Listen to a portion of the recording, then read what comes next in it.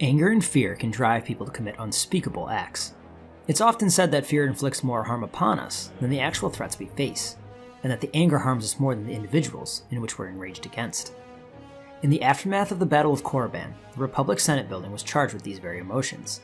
The fear of being wiped out by a new enemy, an imminent threat just days prior during the Sith's assault on Coruscant, loomed large. At the same time, there was intense anger over the destruction of the Republic worlds and the millions of lives lost. These powerful emotions spurred Supreme Chancellor Paltimo to take a drastic step, one that would alter galactic history. Dissatisfied with merely securing a victory, the Chancellor believed it was essential to eradicate Sith civilization and cultural heritage entirely to eliminate any future threat to the Republic. In a desperate bid to survive the coming purge, the Sith rallied behind a self-proclaimed emperor who promised to lead them to safety and establish a formidable, orderly society, an empire destined to one day avenge itself against the Republic. However, they were unaware that their Emperor Vitiate was far more than he appeared. He was a man of immense power, driven by an unquenchable quest for immortality that knew no limits. Over a millennia, Vitiate continued his deep studies of the dark side, growing increasingly wary of the galaxy as it was, and the limitations imposed by the Sith teachings in his own empire. Determined to break free from these constraints, Vitiate pursued a rumor about an ancient and invincible fleet of warships, commanded by sentient droids, known as the Eternal Fleet. Tracking this fleet to the world of Zakul, Vitiate harnessed the dark side's twisted power to assume a new identity. Reborn as Valkorion, he shed his Sith past and established a new empire, a truly eternal empire. As the years passed, Valkorion took great care to secure his new empire's safety. He began an affair with the Zakulian knight Senya Trial, and together they had 3 extraordinarily powerful children: Thexan, Arcann, and Vaylin. Arcann's upbringing was defined by rigorous training and lofty expectations. Alongside his brother, he spent countless hours honing his skills as a swordsman and delving into the mysteries of the Force, exploring its boundless potential. Their sister Vaylin admired her 2 brothers and aspired to follow in their footsteps. However, when her own training began, her immense power quickly became apparent. This prompted their father Valkorion to imprison her for years. While Arcann continued to refine his abilities and become a formidable asset for their father, Vaylin endured a harrowing fate. She was confined on Nathema, subjected to cruel experiments and experiencing unimaginable horrors, living in a constant state of fear, pain, and isolation. She remained there for years until Valkorion was ready to unveil his new creation to the galaxy. The revelation caught the galaxy completely off guard. Arcann and Thexan ruthlessly carved a path through the stars, slaughtering anyone who opposed them. Upon returning to Zakul, the brothers presented their father with the lightsabers of fallen Jedi and Sith as trophies. Valkorion, however, responded with a cold silence, turning away without a word. Arcann longed for his father's love and acknowledgement, but Valkorion's indifference only fueled his resentment, which grew stronger over the years. Now, after delivering such a monumental victory, Valkorion's lack of recognition was unbearable. Consumed by fury, Arcann erupted and charged at his father. In a desperate bid to protect their father, Thexan intervened, pulling Arcann back. But Arcann's rage soon turned on his brother, and their brief clash ended when Arcann fatally struck Thexan with a decisive blow across the stomach, killing the one person who had always stood by him. The death of one of their siblings brought Arcann and Vaylin closer together, forging an intensely strong bond and deepening their shared hatred of their father. They studied him closely, biding their time in the shadows until the opportunity to strike presented itself. That moment arrived sooner than anticipated, when a combined Imperial Republic fleet approached Zakulian space. After another decisive victory, 2 survivors, Darth Mar and a mysterious figure known only as the Outlander, were brought before Valkorion. Mar was executed immediately, but the Outlander was given a chance to share in the empire Valkorion had built. Arcann was furious. The empire that rightly belonged to him was being handed over to an outsider. When the Outlander rejected the offer, Arcann was ordered to execute him. Instead of delivering the fatal blow, Arcann freed the Outlander from his chains and turned his fury towards his father. During their confrontation, the Outlander managed to strike what seemed to be a lethal blow. Yet Arcann sensed Valkorion's presence lingering in the Outlander's mind, directing that the Jedi be encased in carbonite. With his father finally removed from the equation, Arcann claimed the Eternal Throne, with Vaylin by his side, as his closest confidant. Blaming the Outlander for the Emperor's death, Arcann and Vaylin launched a brutal campaign across the galaxy, subduing it within a year. For the next 5 years, they ruled with an iron fist. However, in 3631 BBY, the Outlander was freed, Despite Vaylin's relentless pursuit, the Outlander and his rescuers managed to escape. With the Outlander's liberation, the spirit of their father was also freed, a threat that Arcann took very seriously. To compound their troubles, their mother, Senya, had betrayed them by aligning with the Jedi instead of supporting her own children. The betrayal could not be tolerated, so the Eternal Rulers launched a galaxy-wide manhunt, vowing to recapture the Outlander and solidify their domain. The hunt took Arcann and Vaylin across the galaxy, culminating in a fierce confrontation on the planet of Odessen. At the height of the battle, the Outlander, Senya, and Lana Beniko boarded the Eternal flagship, aiming to kill Arcann. As the flagship was torn apart, Arcann faced the Outlander once more, but was ultimately defeated and crushed by collapsing debris. Despite the ship's destruction all around them, Senya reached the bridge in time to rescue her son. Overcome with regret for not saving him sooner, Senya's moment of reflection was interrupted by Vaylin's arrival. Senya offered both her children a chance to return with her, but Vaylin, furious, attacked her mother. Arcann intervened with a forced push, saving Senya, but fueling Vaylin's anger as she was denied the chance to kill her mother. Enraged, Vaylin retreated to Zakul, while Senya took Arcann to his personal shuttle and escaped into hyperspace. If the galaxy thought Arcann ruled with an iron fist, they soon discovered that his sister's reign was far more ruthless. During her coronation, she executed a dozen Knights of Zakul in public for failing to protect her brother. She took the time to personally congratulate each victim on the honor of dying at her hand, an act of brutality that stunned the citizens of Zakul. Her mind, twisted by years on anathema, was fixated solely on the complete and utter destruction of her mother. Meanwhile, Arcann was taken to the planet Voss, where his mother performed a Voss healing ritual. This ritual not only mended Arcann's injuries, but also healed his spirit, freeing him from the hatred that had consumed him. With his perspective changed, he joined the Alliance and shifted his focus to stopping his sister. Unfortunately for Arcann, his sister had deteriorated far beyond his worst fears. Vaylin returned to Anathema, the very planet that had inflicted so much suffering upon her, determined to break the mental chains that bound her. With the aid of the animate scientist Jirak, Vaylin sought a way to liberate herself from her torment. The plan was perilous, but the potential rewards were immense. Massive energy orb nodes were attached to Vaylin's body, bombarding her with searing energy beams. The intense pain and the uncontrollable surge of her powers made the situation increasingly dire. Alone and at the mercy of Jirak's cruel devices, Vaylin endured excruciating agony and unleashed devastating energy waves that threatened to obliterate the entire asylum. In a final, desperate act of defiance against the place she loathed, Vaylin summoned all of her remaining strength. She overpowered Jirak's machines, causing them to explode one by one, and liberating herself from her chains. Whether through the Force or through sheer dumb luck, the destinies of these siblings would once again converge on Odessen. Now, unburdened by her chains, Vaylin launched a full-scale assault on the Alliance. Despite her tactical superiority, she was baited into a one-on-one confrontation with the Outlander.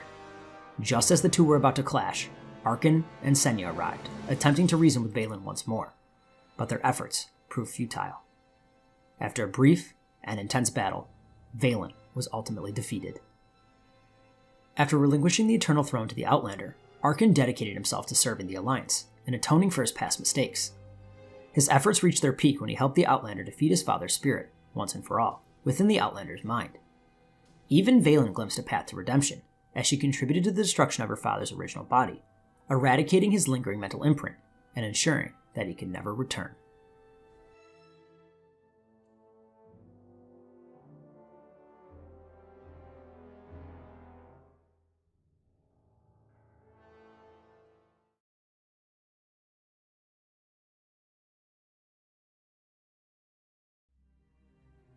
In the years preceding the rise of the Galactic Empire, the Jedi Order flourished with extraordinary talent.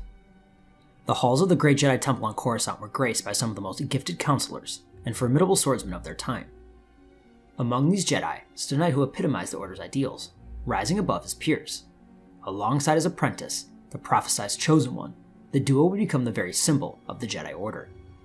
These two legendary figures were Obi-Wan Kenobi and Anakin Skywalker. Born on Stujan at 57 BBY, Obi-Wan Kenobi was taken to the Jedi Temple as an infant, following the tradition of the Jedi Order at the time. Unlike many of his peers, Kenobi initially failed to attract the attention of a master, which led him to being redirected away from the path of knighthood. He was reassigned to the Jedi Service Corps, working as a plowman for the Agri Corps on the outer rim world of Bandomir. However, fate had other plans. Through the will of the Force, Kenobi crossed paths with the Jedi Master Qui-Gon Jinn. Their meeting proved pivotal, as the two found themselves facing Jinn's vengeful former apprentice, Xanatos, who had laid a dangerous trap. Demonstrating his potential and proving his worth, Obi-Wan Kenobi impressed the maverick Qui-Gon Jinn, who chose him as his Padawan learner. Together, the duo embarked on numerous perilous missions over the years. Their exploits included traveling to Telos, where they ultimately defeated Xanatos, fighting on the front lines during the Stark Hyperspace War, and intervening in the Mandalorian Civil War on behalf of Duchess Satine and the pacifist New Mandalorians, whom the Senate supported against the belligerent Mandalorian clans. As the pair continued to triumph in their travels, Kenobi was becoming a name to watch in the Order. However, during the Naboo crisis, the pair would encounter a being the likes of which the world had never met, a young boy by the name of Anakin Skywalker. Conceived by midichlorians and raised in slavery, Anakin Skywalker and his mother were brought to the desert world of Tatooine by Gardulla the Hutt. Not long after their arrival, Anakin's talent for repairs caught the attention of Watto, a Tordarian junk dealer. Fascinated, Watto gambled for ownership of the Skywalkers, and won, claiming the pair as his property 2 days later. For years, Anakin toiled as Watto's repairman, all while dreaming of the stars and a future where he and his mother could be free. Anakin's dream of freedom became reality when Jinn and Kenobi were forced to land on Tatooine after their ship sustained damage while escaping the Trade Federation blockade over Naboo. Recognizing Jinn as a Jedi, Anakin offered to help by volunteering to race in the Boonta Eve Classic pod race to win the prize money needed for their repairs. Trusting in the Force, Jinn agreed and struck a deal with Watto, wagering Anakin's freedom should he win. In a stunning upset, Anakin triumphed over the Dug racer Sebulba, securing his freedom. Upon returning home, Jinn revealed his desire to train Anakin as a Jedi. Anakin eagerly accepted, and after a heartfelt goodbye to his mother, he took his first steps towards his destiny as the Chosen One. The trio soon arrived on Coruscant, where Anakin was presented to the Jedi Council. Despite Qui-Gon's insistence, the Council acknowledged Anakin's exceptional potential, but refused to train him, citing his age as a concern. Frustrated, Jinn declared his intention to take Anakin as his own apprentice. However, the Council, led by Jedi Master Mace Windu, deemed the escalating crisis on Naboo a more urgent matter. Setting aside the debate, the group accompanied Queen Amidala back to Naboo, where a battle loomed on the horizon. In the early morning hours, the Naboo resistance attacked. Kenobi and Skywalker played pivotal roles in the conflict that followed. During the fierce space battle above Naboo, Anakin piloted an N-1 starfighter and successfully destroyed the droid control ship, bringing the battle to a decisive end. Meanwhile, Kenobi faced off against Darth Maul, ultimately defeating the Sith Lord and becoming the first Jedi in nearly 1,000 years to vanquish the Sith. This victory marked the completion of Kenobi's training, earning him the rank of Jedi Knight.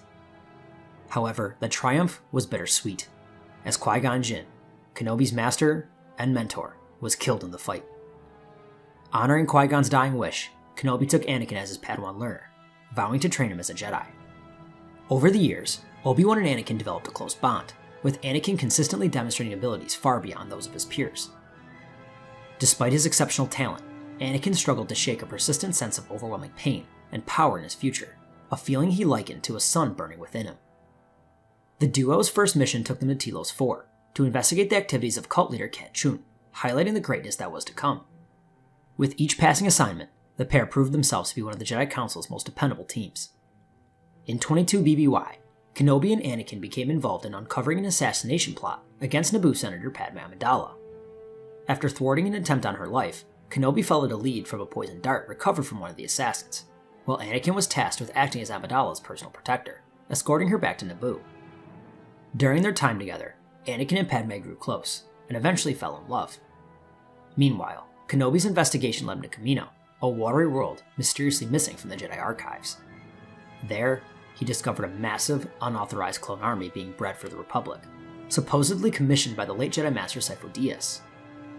After consulting with Masters Yoda and Windu, Kenobi attempted to interrogate the bounty hunter Jango Fett further. However, the Mandalorian had no intention of cooperating, and instead attacked. Following a brief, but intense duel in which both landed serious blows, Jango narrowly escaped. Skywalker was also grappling with his own problems. Persistent visions of his mother's intense suffering haunted him, compelling him to act on them. Disregarding his orders, he and Padme traveled to Tatooine, where they discovered that Shmi had been freed and had married a moisture farmer named Cliegg Lars. While speaking with Lars, Anakin learned to his horror that Shmi had been abducted by Tusken Raiders. Determined to save her, he set out immediately in pursuit. That night, Anakin discovered the Tusken village and quietly entered the tent in which Shmi was held. Though he managed to free her, it was too late. Battered, exhausted, and dehydrated, Shmi Skywalker died in her son's arms. Overcome with grief and unable to contain his long-simmering anger, fear, and pain, Anakin succumbed to a blinding rage. Consumed by this rage, he slaughtered everyone in the camp without mercy, including the women and children. As Anakin Skywalker wrestled with the consequences of his actions, Obi-Wan Kenobi tracked Jango Fett to Geonosis. There, Obi-Wan uncovered that Count Dooku was leading a faction of star systems, seeking to secede from the Republic. Shortly after sending a message to Anakin and the Jedi High Council about this new threat, Obi-Wan was captured and arrested. Anakin was initially ordered to remain behind. His confidence had been shaken by the traumatic events with his mother. But Padme Amidala persuaded him that rescuing his mentor was the right course of action, and together, they traveled to Geonosis.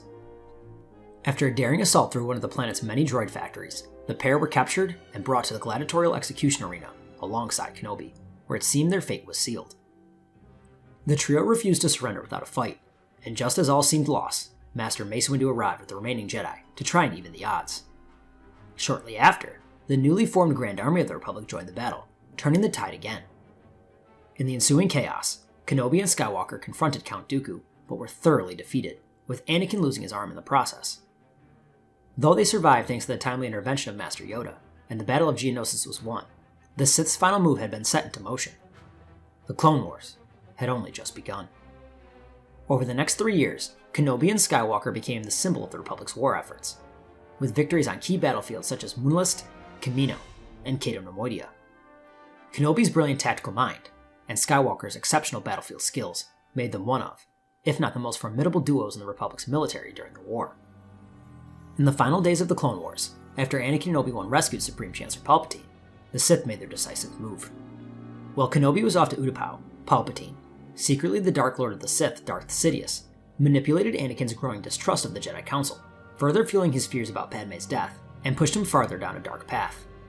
After revealing his true identity to Anakin, Sidious was forced to duel Mace Windu. Tormented by visions of Padme's death, and with Sidious exploiting his fears, Anakin made his choice. He severed Mace Windu's arm, fully committing to the dark side. Now, dubbed Darth Vader, Anakin led the first phase of Order 66, spearheading the brutal assault on the Jedi Temple. Meanwhile, Obi-Wan Kenobi was one of the few Jedi to survive. Upon learning of his former Padawan's betrayal, Kenobi was determined to end the Sith's reign and tracked Anakin to Mustafar.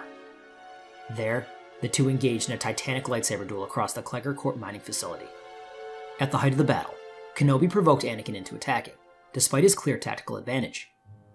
Blinded by rage, Anakin charged at him, losing the rest of his limbs and being grievously burned in the process. Leaving his former friend for dead, Kenobi departed, heading into exile. Meanwhile, Skywalker was rescued just in time. Drawing on the dark side to sustain his fallen apprentice, Sidious recovered Anakin and had him rebuilt. Now encased in a black suit of armor and relying on extensive cybernetic enhancements to survive, all traces of Anakin Skywalker were erased. Over the next 2 decades, Darth Vader's power in the dark side grew stronger, while Obi-Wan Kenobi remained on Tatooine, watching over Skywalker's son, Luke, the new hope for the galaxy.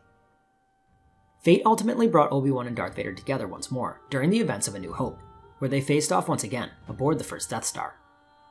In their final confrontation, upon seeing Luke, Obi-Wan sacrificed himself, allowing Luke and the crew of the Millennium Falcon to escape. Lowering his guard for a brief moment, Obi-Wan focused and vanished, becoming one with the Force, proving to Vader that he was more powerful than ever. Though Vader continued to distance himself from his former self, a part of him still clung to the good that remained. The internal conflict within him was finally resolved when his son was brought before the Emperor. As he watched Sidious torture Luke, Vader's compassion and love for his son resurfaced. Witnessing Luke's willingness to sacrifice himself in the belief that good still existed in him, Vader was flooded with memories of his past life, of the faith his mother Shmi, Qui-Gon, Padme, Ahsoka, and Obi-Wan had placed in him. even in their final moments. He also realized how Sidious had manipulated him, feeding on his suffering and guiding him down a dark path. Refusing to allow his son to die as Padme had, by his own hands, Anakin Skywalker chose to redeem himself. In a moment of clarity and selfishness, he grabbed Sidious from behind and threw him down the Death Star reactor shaft, ending the Sith Lord's reign. Shortly after his death, Kenobi and Skywalker's spirits were reunited. After all the years spent together, the battles fought, and the conflicts endured, their brotherly bond was restored. At last, Anakin Skywalker and Obi-Wan Kenobi had found peace.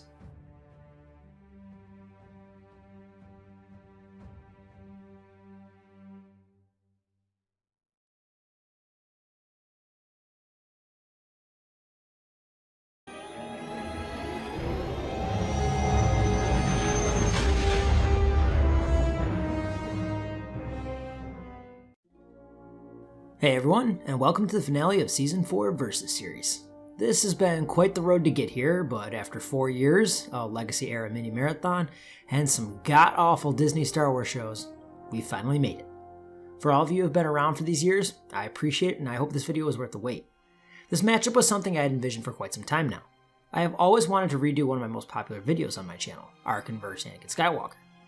This is because my ability to analyze characters is so much better now than when I made that video. To put into context how long ago that was, I made that video when I was 18 and had only really done a write-up on, 12-ish characters. I am now 25, have done write-ups for around 50 characters, own a home, and I have never felt older in my life. But I couldn't just redo the matchup. This is a finale and deserves some extra, well... Yeah, he needs to have panache. I have long wanted to use Vaylin as she is my favorite of the Eternal family, and Obi-Wan is my favorite Jedi bar none. To say this matchup came together quickly is an understatement. As for the rules, I will be analyzing each combatant on their own, with Arcann pairing up against Anakin, and Vaylin matching up against Kenobi.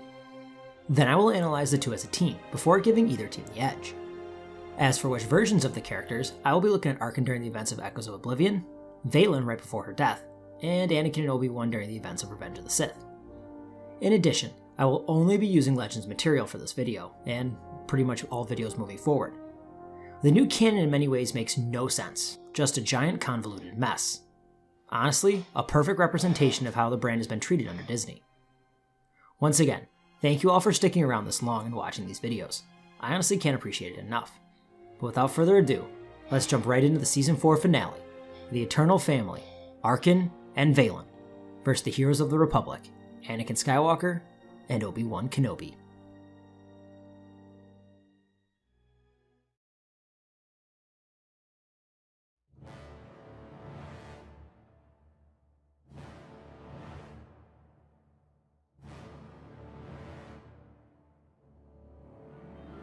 Trained since birth to be a weapon for his father, Arcann's intense physical training transformed the young man into the peak of his species' physicality. Although Arcann's exact age is never explicitly mentioned in any source, it is implied that the Eternal Twins were born 5 to 10 years before the Cold War, based on Senya's apparent age. If this assumption holds true, Arcann would be in his late 20s to early 30s, placing him squarely in his physical prime. Arcann's most formidable physical attribute is arguably his incredible strength, demonstrated repeatedly on the battlefield against both traditional warriors and Force users. One of the most striking examples occurred during his and Thexan's invasion of Korriban, where he overpowered Darth Atraxa, disarming her with nothing more than a simple twist of the wrist. In addition, he also managed to overpower the Outlander, who was widely considered one of the greatest Jedi of the day, on multiple occasions. The Redeemed Emperor was not just a powerhouse of brute strength, he was also remarkably agile and swift. His speed was so extraordinary that to those without connection to the Force, he appeared as little more than a blur. It wasn't merely linear speed either. His side-to-side movement demonstrated his incredible agility. This was fully evident during his duel with the Outlander at the Battle of Asylum. There, he effortlessly evaded incoming strikes, maneuvering around the Jedi Knight with grace and precision, using his agility to secure superior positioning and unleash his devastating Force abilities. His endurance was equally unquestionable, and given that he was in the peak of his physical prime, this came as no surprise. He has proven his stamina time and again, both in the heat of battle and in one-on-one confrontations. This was evident in the countless conquests he undertook alongside Thexan, leaving a trail of defeated Force wielders, Jedi and Sith alike, in their wake. As impressive as his strength, speed, and endurance were, Arcann's most remarkable physical trait was his resilience to pain. This was a being who merely slowed down after a stone pillar was dropped on him. He withstood a blast of Valkorian's lightning, a force that had moments earlier killed Darth Mar, a supremely powerful Sith Lord and member of the Dark Council, and also survived a point-blank explosion during the Battle of Korriban, an event that only hindered him for hours. By the next morning, he was back on the front lines, leading the assault. Suffice to say, only a fatal or near-fatal blow could hope to stop Arcann. Despite his incredible resilience, Arcann was not without his scars. As mentioned earlier, he was caught in an explosion during the Battle of Korriban. This devastating event left his face severely scarred, and cost him his arm. For years, he concealed his facial wounds behind a black mask, while his missing arm was replaced with a cybernetic prosthetic. This arm was later destroyed by falling debris during the Battle of Odessen, and subsequently replaced with a more refined version. While the cybernetic arm granted him superhuman grip strength, it was far from bringing a decisive advantage in battle.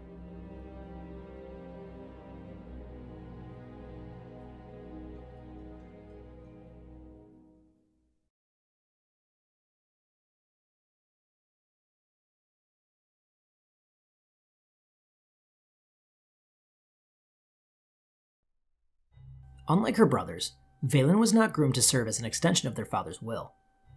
Instead of physical conditioning, she endured relentless and brutal mental conditioning that would have shattered the minds of most. Despite this, Vaylin still showcased a remarkably well-rounded and impressive array of physical abilities. Like Arcann, Vaylin's exact age is never explicitly confirmed in any source. However, the general consensus is that she is approximately 4 to 5 years younger than her brothers. Based on our theory regarding the ages of the Eternal Twins, we can estimate that Vaylin is likely in her early to mid-20s, placing her well within her physical prime. In my view, Empress Vaylin's most striking trait is her incredible speed and agility, a theory seemingly supported by her own mother, who described Vaylin's attacks during their duel as blindingly fast. Like her brother, she demonstrated this trait against the Outlander, though this is more impressive as the Outlander had grown stronger since then.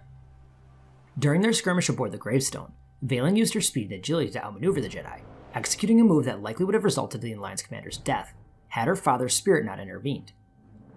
Her endurance, on the other hand, was hit or miss. It really was a coin toss depending on her mood. While focused, she was incredibly dangerous and impressive, capable of long battles and duels. This was evident during the Outlander's escape from his carbonite prison, where Vaylin relentlessly pursued him across the city, without showing any signs of fatigue. Similarly, she excelled against formidable opponents, such as the deadly Iakath droids, some of the most advanced machines ever created, known for annihilating their organic creators in a devastating civil war. However, when her focus faltered and her emotions took over, her stamina could wane. This was one of the direct reasons she was defeated by her mother, as she tired the longer the duel went on. While this weakness only surfaced when she lost control of her emotions, it remains a significant flaw that could be exploited by a clever opponent. Although Vaylin wasn't an overwhelmingly imposing combatant, her strength was not to be underestimated. She held her own in saber locks against opponents far stronger than herself, including her brother. Her most remarkable feat of strength, however, came on Nathema, where she was stripped of her connection to the Force. Even in this vulnerable state, she managed to match the strength of, and ultimately slay 3 genetically engineered acolytes, a very impressive accomplishment given the creature's massive size and ferocious nature. In addition, Vaylin demonstrated remarkable resilience, both physically and mentally, as evidenced by her many battles throughout the Knights of the Fallen Empire and Knights of the Eternal Throne campaigns. Though she may not have appeared particularly imposing at first glance, underestimating the Empress was a mistake that often proved fatal.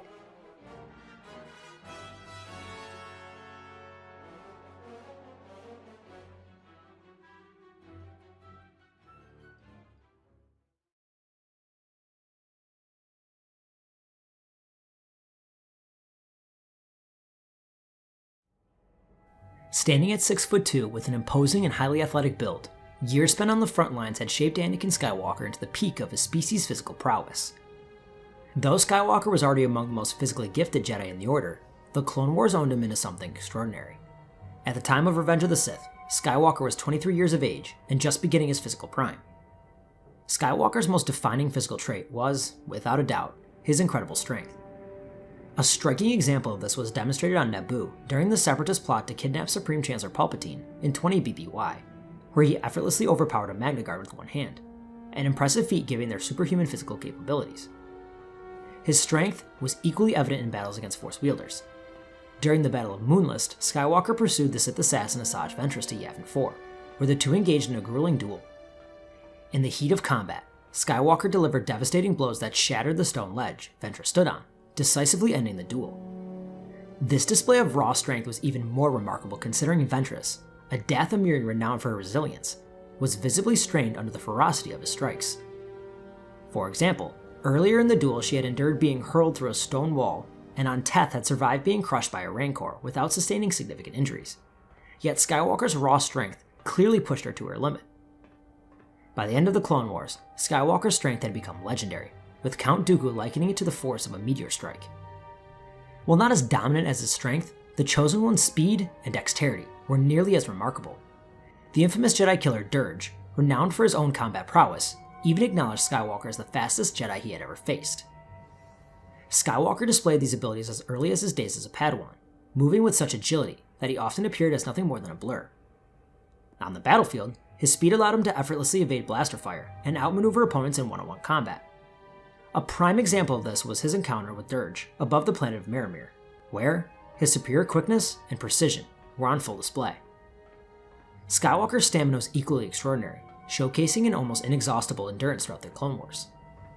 Whether on the battlefields of Jabim, Kamino, or Cato Nemoidia, or in duels against formidable opponents like Count Dooku, Obi-Wan Kenobi, or Asajj Ventress, Anakin consistently demonstrated unyielding stamina and an ability to endure without tiring. His relentless energy and refusal to falter in prolonged combat cemented his reputation as a nearly unstoppable force. This was perhaps best exemplified in his duel on Mustafar, which is widely interpreted to have lasted anywhere from 30 minutes to several hours, depending on individual perspectives. Anakin's durability was also at a ridiculous degree.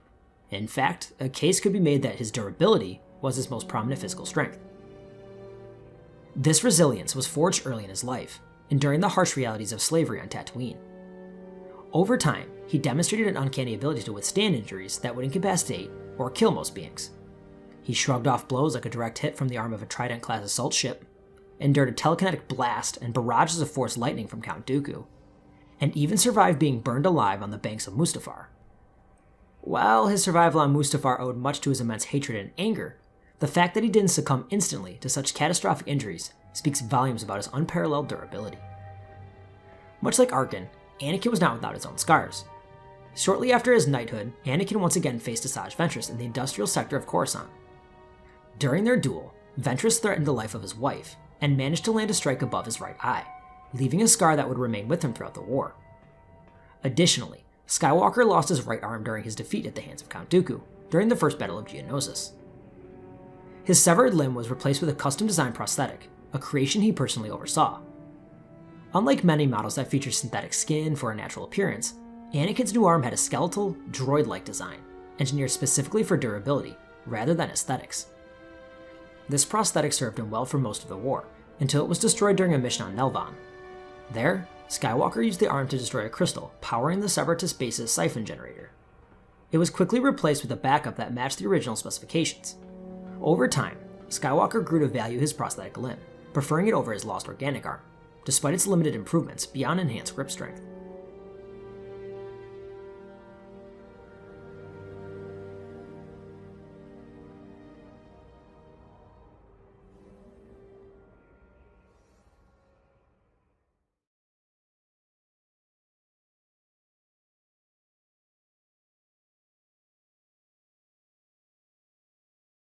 Unlike his apprentice, Obi-Wan Kenobi did not possess a particularly imposing presence. He was of average height and build, yet there was nothing average about his physical capabilities. By the time of the Battle of the Heroes, Obi-Wan was a 38-year-old human male, at the peak of his species' physical potential. His physical prowess was defined by a remarkable combination of speed, agility, and stamina. Kenobi's speed was particularly noteworthy. In combat, he often moved with such swiftness that he appeared as a blur, at times seeming to occupy multiple positions simultaneously. In addition, he could wield his lightsaber with such incredible speed that it appeared as though he were handling multiple blades. During the events of Cloak of Deception, Kenobi moved his blade with immense speed, forming a defensive shield with his lightsaber, using rapid movements to deflect blaster bolts from all directions. His speed was further emphasized during the Naboo Crisis, where he faced Darth Maul in a fierce duel. Kenobi's rapid movements allowed him to perceive and anticipate Maul's aggressive and deadly strikes. Relying on his agility was a frequent tactic for the negotiator in combat, as evidenced by his consistent use of swift, nimble movements and acrobatics. One notable instance was during his final duel against the CIS Supreme Commander of the droid armies, General Grievous on Utapau. There, he leveraged his superior agility to outmaneuver the hulking cyborg and secure advantageous positions. Equally remarkable was his stamina, which, like that of his Padawan, was extraordinarily well developed. Kenobi was a man who neither stopped nor tired until the battle was won, a fact exemplified by his numerous battlefield engagements, including those on Ryloth, Boma's Quarry 4, and Utapau. His exceptional endurance was a cornerstone of his fighting style, enabling him to endure grueling lightsaber duels for hours without faltering. Notable examples of this include clashes with Asajj Ventress, General Grievous, and Anakin Skywalker on Mustafar, the latter of which, as previously discussed, was particularly extraordinary. Although not the strongest in the Jedi Order, Kenobi's strength was still that of a Jedi Master. He demonstrated the ability to effortlessly move large objects, such as when he hurled a man with such force that it shattered a glass window. His strength was further showcased when he tore open the duranium alloy chestplate of General Grievous, armor capable of withstanding direct blasts from a starfighter, and when he delivered a kick strong enough to decapitate a spider droid. While Kenobi often downplayed his physical strength, dexterity, and his cunning, which is really just him being humble, there's no denying that he was one of the most resilient Jedi of his time. His remarkable tenacity earned him a reputation as one of the Republic's most determined generals during the Clone Wars. Throughout the war, Kenobi endured extreme physical punishment, including blaster fire, flamethrower burns, lightsaber wounds, physical strikes, explosions, as well as impalement by transparent steel across his body. But perhaps his most astonishing display of resiliency came during his captivity by Asajj Ventress. Over several months, Kenobi was subjected to sleep deprivation, forced to wear a mask that dulled his senses and severed his connection to the Force, and enduring maggots consuming at his insides, all without breaking his resolve. While he may not find himself the most physically inclined Jedi, there is no denying the well-rounded, physical skill set Master Kenobi brings to the table.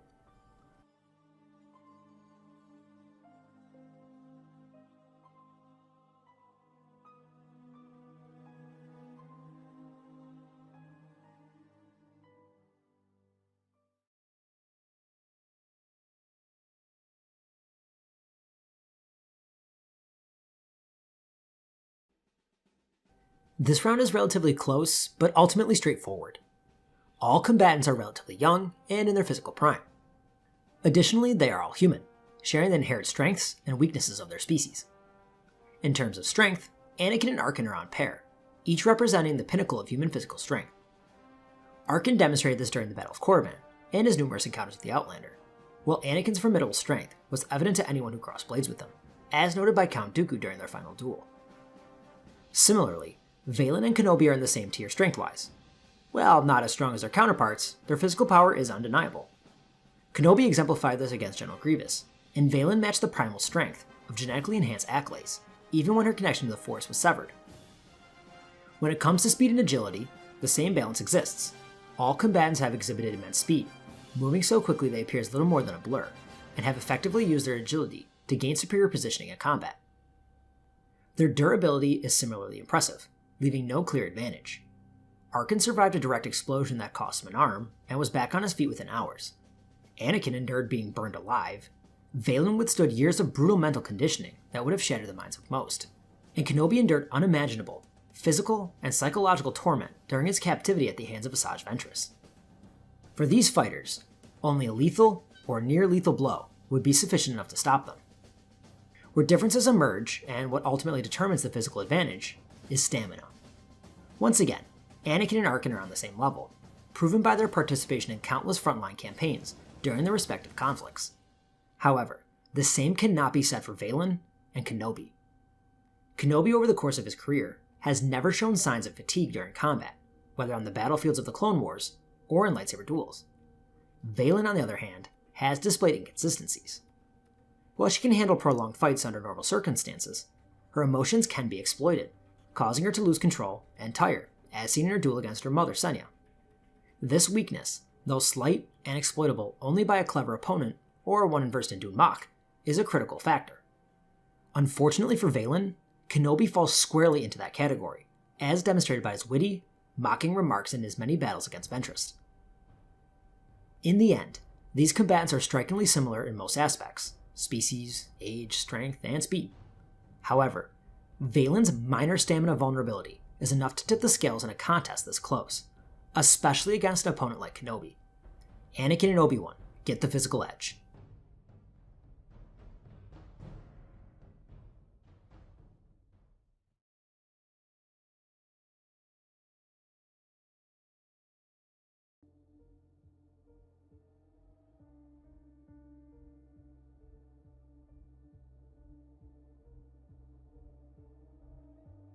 Growing up with a father devoted to war and pain, who saw strength as the only virtue, it's little wonder that Arcann became an exceptional lightsaber combatant. From a young age, Arcann consistently demonstrated the immense potential he possessed in the training grounds of the Zakuulian Knights. Alongside his brother, the duo managed to overpower fully trained knights, even as children. As the years passed, their skills owned one another, and by the time Arcann rose to the throne as Eternal Emperor, he was undeniably one of the most skilled and formidable lightsaber duelists of his era. While Arcann's specific lightsaber style is never explicitly stated, there is enough information available that I can make an educated guess. In my original Anakin Skywalker vs. Arcann video, I suggested that Arcann was a master of Form 6, 9-man. However, my opinion has since evolved. When Valkorion conquered Zakuul, he unified the existing clans and reshaped the Eternal Empire to reflect his vision. This transformation included reorganizing the Knights of Zakuul and refining their fighting styles.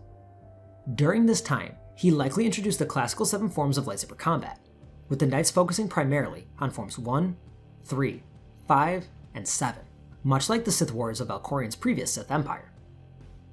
Given that Arcann served as a frontline weapon for his father, it's reasonable to conclude that these forms formed the foundation of his technique.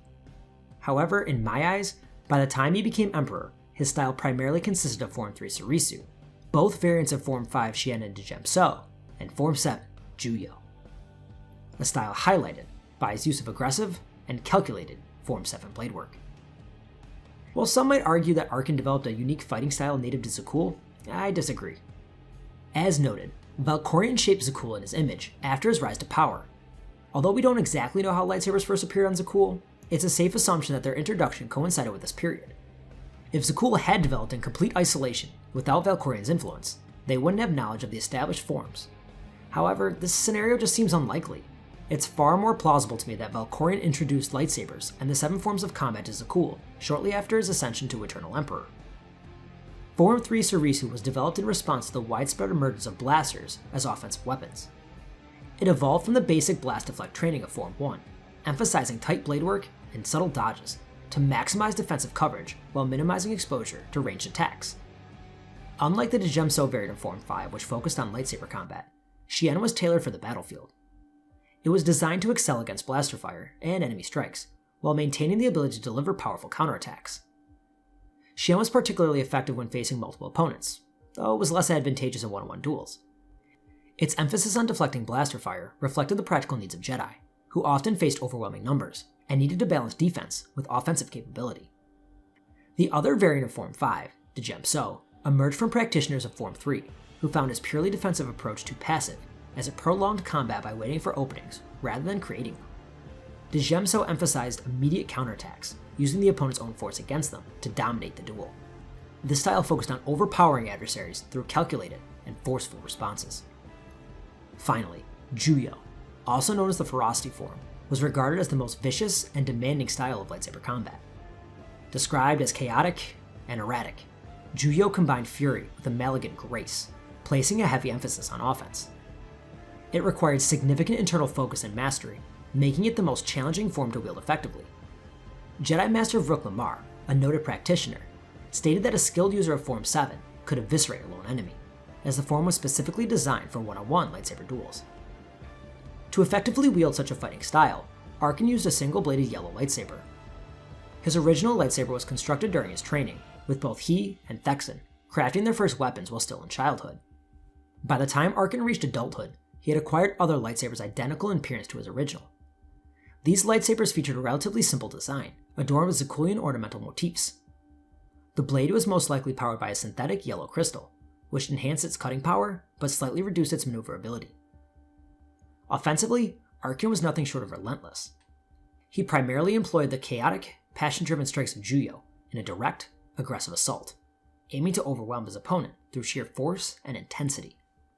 As his attacks wore down his foe, openings would inevitably arise, allowing him to shift tactics based on the situation. The most likely pivot was to his formidable force powers, which were a cornerstone of his combat style. Arcann was just as capable of securing victory through his mastery of the Force as he was with his yellow-bladed lightsaber. This often the result of Force lightning, telekinesis, or blasts of dark side Force energy. Alternatively, he could transition to his use of Djemso, a technique he often relied on against adversaries whose Force abilities rivaled his own. In such instances, he sought to completely overpower his opponent. This approach was exemplified in his final battle against the Outlander, where he attempted to end the engagement decisively with the Form 5 technique known as the Falling Avalanche, a devastating overhead power strike that crashed down upon his target with exceptional force. And finally, when fully in his element, Arcann might simply continue the relentless sequences of Juyo, breaking down his adversary through the wild, unrelenting onslaught of his blade. Arcann's combat style evolved in tandem with his personal journey. Before his redemption, he was driven by intense emotions, particularly the anger rooted in his deep resentment towards his father.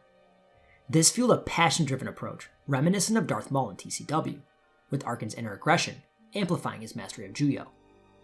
He drew heavily on the dark side, channeling its power to overwhelm opponents through sheer ferocity. By the time of his redemption, however, his approach took a slight shift. Though he still drew upon his inner aggression, the clarity and focus brought about by his redemption enabled him to employ an even more technical and precise attack, most closely resembling the style exhibited by Darth Vader's secret apprentice, Galen Merrick. An offensive style best summed up as overwhelming, technical chaos. Defensively, Arcann was highly skilled and often relied on the protective techniques of Form 3 Sarisu. When pressured, though such instances were rare, he would seamlessly deflect incoming strikes, redirecting them harmlessly away. As soon as gaps appeared in his opponent's style, he would swiftly transition to Form 5, Djemso, launching powerful counterattacks to regain control of the fight and resume his overwhelming offensive. Alternatively, Arcann could leverage his remarkable agility to outmaneuver his adversaries, flanking them and creating opportunities for devastating counterattacks. This approach was equally effective in defending against force-based attacks. A prime example occurred during his confrontation with his sister Vaylin in Zakuul City, where he skillfully evaded many of her force attacks. Most notably, he managed to dodge a powerful blast of darkside energy with remarkable precision. On the battlefield, he likely incorporated the Xian variant of Form 5. While this is speculative, it aligns with Arcann's aggressive nature, and sending the fight back at his opponents fits his MO, while also lining up with the Form 5 philosophy. As a specialist in Forms 3 and 5, it is also no surprise that Arcann's ability to handle blaster fire was exceptional. This proficiency was solidified during his and Thexan's campaign across the greater galaxy, where they faced countless blaster-wielding adversaries in numerous battlefield engagements. While an impressive duelist, Arcann's defenses have shown vulnerabilities when facing opponents in the same tier as he. This defensive weakness can likely be attributed to his primary form, Juyo. Designed to overwhelm and dismantle a single enemy, Form 7 places a heavy emphasis on offense, often at the expense of defensive capabilities. This is evident in his final duel against the Outlander, where he left himself exposed to a counterattack that nearly resulted in him being cleaved in half. In addition to its weaknesses in lightsaber combat, Juyo has been criticized for leaving practitioners vulnerable to force-based attacks, a flaw highlighted by Old Republic masters like Vuk Lamar and Zez-Kayel, both practitioners of the form themselves. Arcann is no different than most Juyo practitioners, and has demonstrated susceptibility in this area. The Outlander successfully landed numerous force attacks against him during their many confrontations. Additionally, this vulnerability played a role in his sister Vaylin's escape on Zakuul City, where she exploited an opening to telekinetically hurl a speeder at him, temporarily incapacitating him. While these weaknesses have only been exploited by elite combatants, they remain notable and cannot be ignored. As previously mentioned, Arcann frequently integrated force-based attacks into his lightsaber sequences, making them a seamless and defining aspect of his combat style. Additionally, he often employed physical strikes, such as punches and grappling maneuvers, to inflict blunt force trauma on his opponents. This approach was exemplified during the Battle of Korriban, where he choked a Sith acolyte and executed a grip strong enough to disarm Darth Atraxa. The latter is particularly notable, as Arcann decisively dominated Atraxa, who was regarded as the most powerful Sith on Korriban at the time. Tactically, I would describe Arcann as average. He has a solid ability to identify and exploit significant weaknesses in his opponents, but he lacks the ingenuity and sophistication seen in tactical masterminds like Kavar or Revan. Despite this, he is far from ineffective, as evidenced by his numerous successful conquests. However, rather than devising well-rounded and intricate strategies, Arcann tends to rely on brute force, often deploying the Eternal Fleet or launching relentless, head-on assaults. This approach was evident during the Battle of Asylum, where he pursued the Outlander with direct and aggressive attacks, despite the Eternal Empire's clear numerical superiority. While his tactical abilities may only be average, the execution of his combat style was second to none. Arcann's reputation as a formidable lightsaber duelist was well earned, and when his hurricane-like offensive was augmented by his devastating force attacks, few opponents could withstand him.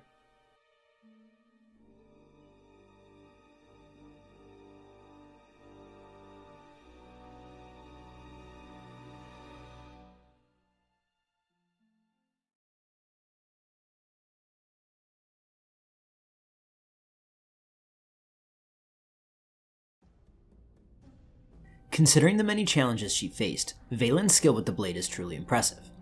Her development was not like that of her brothers, nor was it typical of a standard Zakulian knight. Her early training was cut short when her father sent her to Anathema, and it wasn't until years later, upon her return, that her training with the lightsaber resumed. By the time she became the Eternal Empress, her swordsmanship had significantly improved. While not as proficient as her brother Arcann, or her mother, Vaylin was still a highly capable duelist. She demonstrated this on Ord Mantell, nearly defeating her mother, as well as during her battles against Arcann and the Outlander, both far more experienced and refined duelists.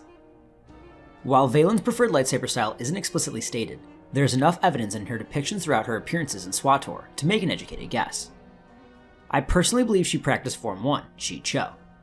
This is likely due to her relatively limited experience with the lightsaber, as Form 1 is the introductory style for many learners.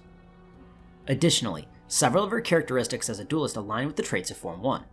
For instance, her success against groups, such as the genetically enhanced lackeys on Nathema or the Iokath security droids on Iokath, reflects Form 1's strengths in dealing with multiple foes.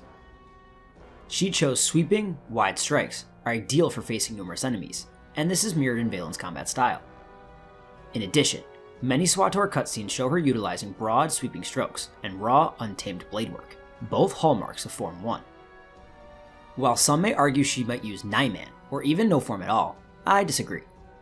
While Nyman's emphasis on force integration into lightsaber combat is a plausible argument, Vaylin's aggressive and unrefined blade work doesn't align with Nyman's relaxed and balanced nature.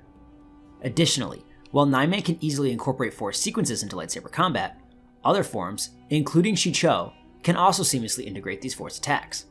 A notable example is Jedi Master Kit Fisto, a practitioner of Form 1 who effortlessly combined force abilities with his lightsaber techniques. As for the idea that Vaylin uses no form, I find this unlikely. Despite her sometimes wild or elementary attacks, I don't see how a lack of form or structure would allow her to compete with the greatest swordsmasters of her time, even with her considerable strength in the Force. Form 1, also known as Shi Cho or the Way of the Sarlacc, was the first of the 7 traditional lightsaber forms. Developed during the Jedi Order's transition from metal swords to lightsabers, Shi Cho was designed to suit the new weapon, establishing basic motions and target zones. The combat was simplistic, yet deliberate, with a focus on advancing step by step while cutting off an opponent's angles. Shi Cho was especially effective against multiple opponents, using wide, sweeping motions to strike numerous adversaries. However, its utility against a single foe was far more limited, as a skilled opponent could exploit the form's relatively clumsy blade work. Still, masters of Form 1, like Lucien Dre and Kit Fisto, were able to overcome these weaknesses. Like her brother, Vaylin wielded a single-bladed yellow lightsaber. This weapon was given to her by her father upon her return from Nathema. It had a standard design, adorned with Zakulian ornamental motifs, and was likely powered by a synthetic yellow crystal. This crystal enhanced the blade's cutting power, but it slightly reduced its maneuverability. Offensively, Vaylin was a relentless hurricane of aggression. Her approach was straightforward. She aimed to overwhelm her opponents with a rapid onslaught of unpredictable hacks and slashes. Her objective was clear: drive her enemies back, constantly advancing and keeping them on the defensive. Beyond her blade work, Vaylin seamlessly incorporated her immense force powers into her attacks, alternating between the two with fluid precision. This combination left her opponents staggered, unable to regain their footing or mount a counterattack. This was the core of her style, its unpredictability a massive asset to her. A quick slash followed by a force push, a low sweep immediately followed by a burst of force lightning. Anything to keep her foes unbalanced and on the back foot. While her direct and seemingly unrefined approach lacked technique, she compensated with sheer speed and unyielding aggression. This was evident in her duels against her family. Despite being outclassed in pure blade skills, she constantly held the upper hand, her mother claiming Vaylin could kill her at any moment, and the Outlander proclaiming Arcann was going to get himself killed by engaging her. Defensively, Vaylin didn't adhere to a traditional technique. Instead, she embraced the philosophy that the best defense is a strong offense. This approach aligned with her understandings of her own limitations. Acknowledging that she wasn't the most skilled duelist, she opted to avoid unnecessary risks by focusing on her strengths. While not the most refined strategy, it was a practical choice given her abilities and combative style. When forced to defend with her blade, Vaylin typically aimed to deflect or knock her opponent's weapon aside, hoping to create an opening to quickly shift back to offense. However, she more often relied on her extraordinary agility to evade incoming attacks, using these maneuvers to reposition and regain control. This agility, combined with her force powers, allowed her to turn defensive situations into opportunities to reassert dominance. A clear example of this approach occurred during her duel with the Outlander aboard the Gravestone. By leveraging her agility, she gained superior positioning and created opportunities to finish the fight either with her blade or her mastery of the Force. However, her father's intervention prevented her from securing victory. Much like her offensive style, Vaylin's defensive capabilities were simplistic, yet effective, tailored to emphasize her strengths and maintain her advantage in battle. In addition to seamlessly integrating force powers into her lightsaber combat, Vaylin could likely incorporate physical strikes into her attack sequences if she wished. Although she has never been observed using such techniques and would likely prioritize her force powers and blade over physical attacks, landing a punch or kick amidst her chaotic onslaught would feel natural to her ferocious style. While her approach to combat was formidable, her tactics often left much to be desired. Vaylin rarely planned her actions, instead relying on her raw emotions that were frequently volatile, sadistic, and self-serving. Strategic decisions were typically left to others, with Arcann leading during his reign, and the 9 NIX raiding artificial intelligence droid Scorpio serving as her advisor during her time as Empress. When her emotions were under control, Vaylin's strategy was straightforward but effective. Meet her opponents head-on and exploit openings as they appeared. However, when overwhelmed by her emotions, her tactics became even more reckless. She would continue to charge directly at her enemies, expending more energy and leaving herself vulnerable in her blind fury. This lack of restraint was evident during her duel with Senyan Ord Mantell, where her deep-seated hatred for her mother caused her to fight with unchecked aggression, ultimately failing to manage her stamina. An even more striking example occurred during her duel with the Outlander aboard the Gravestone. In this instance, the Outlander successfully taunted her, provoking her into an enraged assault. This loss of composure left her vulnerable, allowing her father's spirit to exploit the situation. His decisive command, kneel before the Dragon of Zakul, rendering her powerless, ending the fight right then and there. While it's true that Vaylin's emotions have really only been exploited in the presence of her family, it's important to recognize her underlying mental instability. This makes it highly likely that a clever opponent could find a way to capitalize on her volatile nature. Ultimately, while Vaylin's prowess with the lightsaber is impressive, her true martial dominance stems from her immense raw power in the Force. Her combat style wisely prioritizes the strength, and she deserves credit for understanding and leveraging her greatest asset. However, when stripped of her Force abilities and forced to rely solely on her martial skill, the disparity in skill becomes glaringly apparent against the top-tier swordsmen of her era.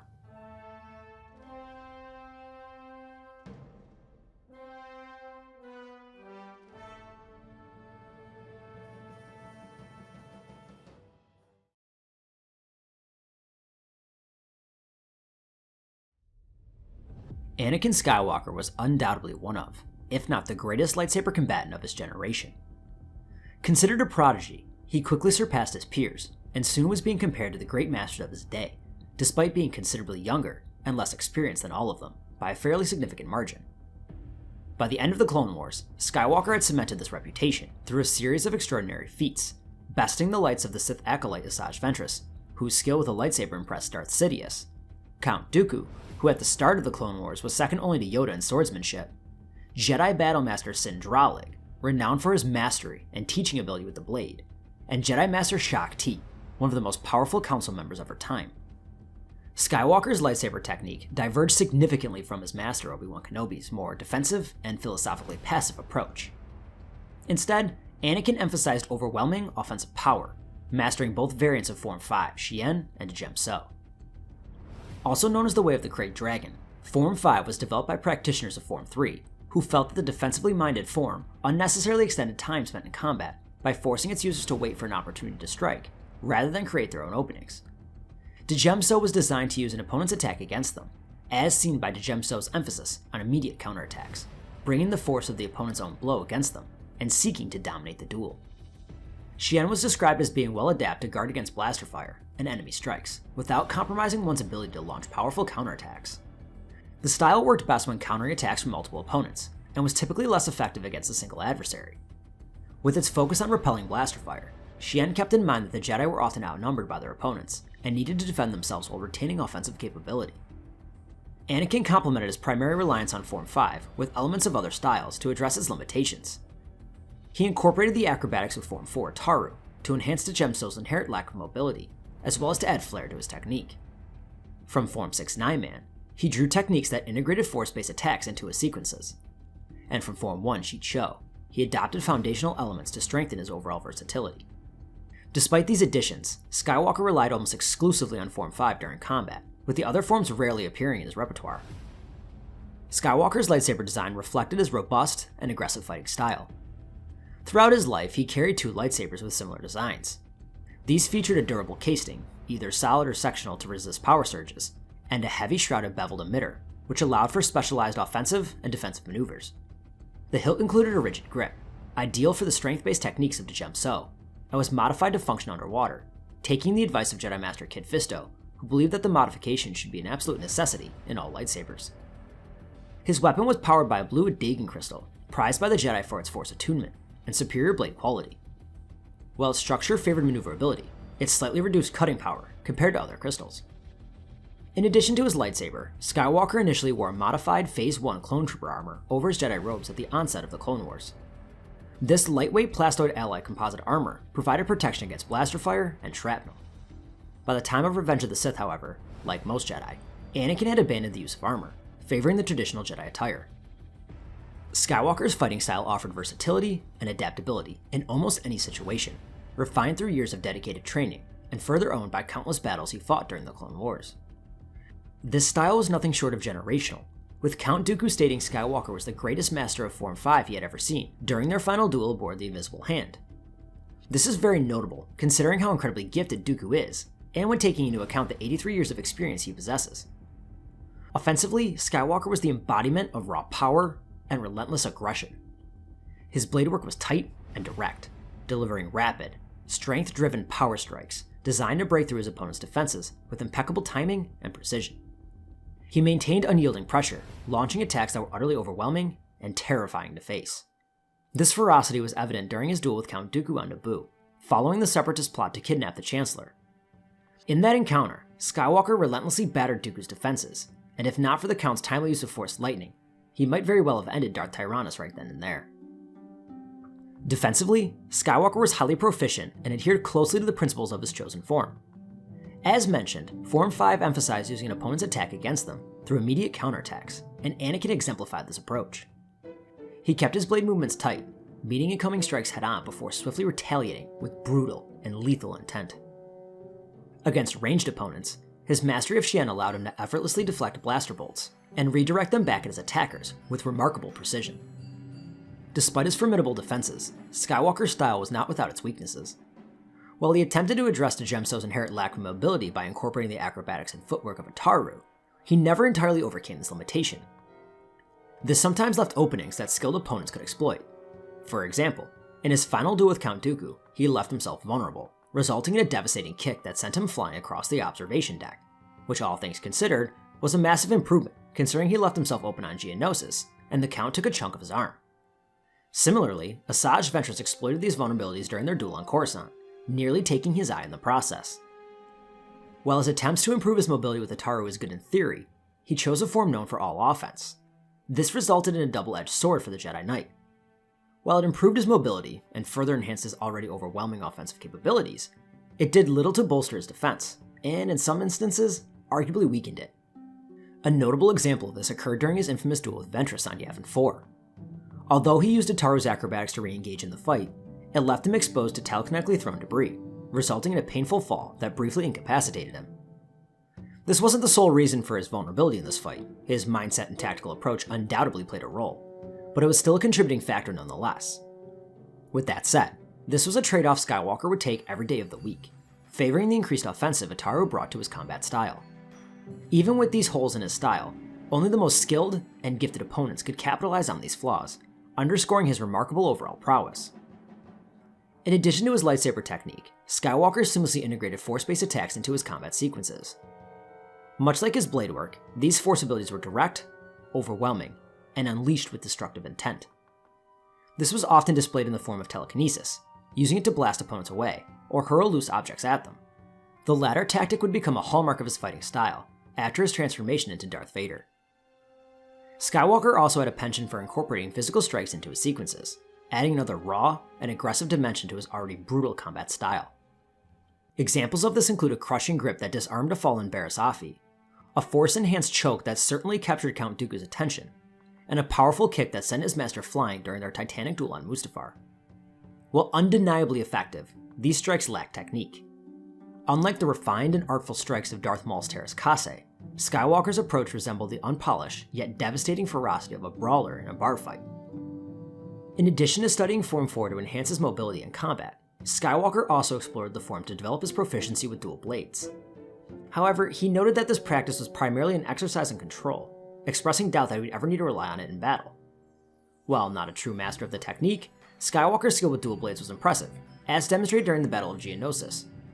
There, he briefly wielded two lightsabers to push back Count Dooku, earning praise from the Sith Lord in the process. Tactically speaking, Anakin was hit or miss, and it really depended on how clear his head was.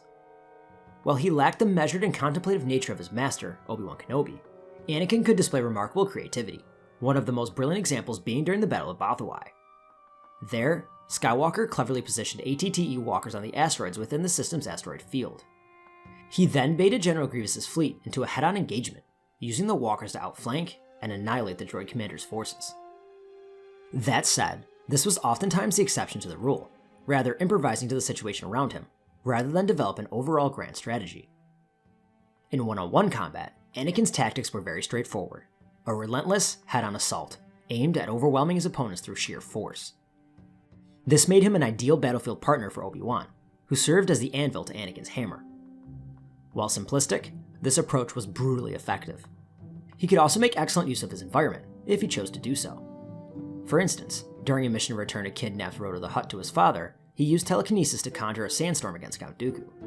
Similarly, in a confrontation with Dirge above Marramir, he weaponized broken glass and debris to pierce the Jedi bounty hunter's seemingly indestructible body. Both instances showcase his ability to blend environmental elements with his unrelenting combat style. When his emotions flared, Anakin's tactics became a fury of aggression, often sacrificing strategy in the process. Unfortunately for him, his emotional instability meant it didn't take much to set him off. This has happened on more than one occasion against Ventress, and while it didn't cost him, and arguably made him more dangerous with the dark side fueling him, it also made him incredibly reckless and was the main reason for his defeat on Mustafar. Overwhelmed by anger and arrogance, Anakin fell for a baiting maneuver and ignored the clear tactical advantage of Obi-Wan's high ground position. Had he been clear-headed and not overcome by anger, he also probably wouldn't have made the dumb decision to try and leap over his master's head. His arrogance and frustration resulting in the loss of his remaining limbs and severe burns from the lava riverbank.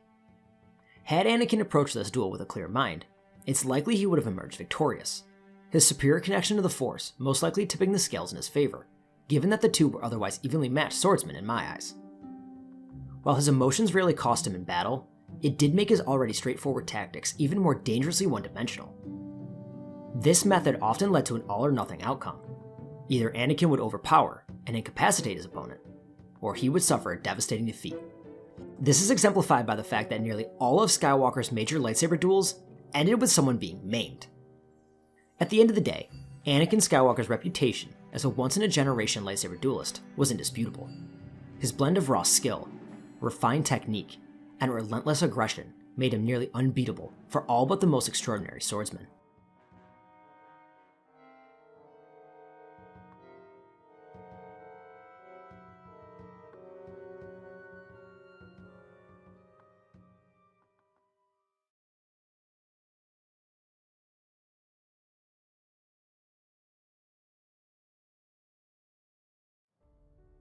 Obi-Wan Kenobi was widely regarded as one of the greatest lightsaber duelists of his time. Though he strongly preferred diplomacy and negotiation, when conflict was unavoidable, his mastery of the blade was unparalleled.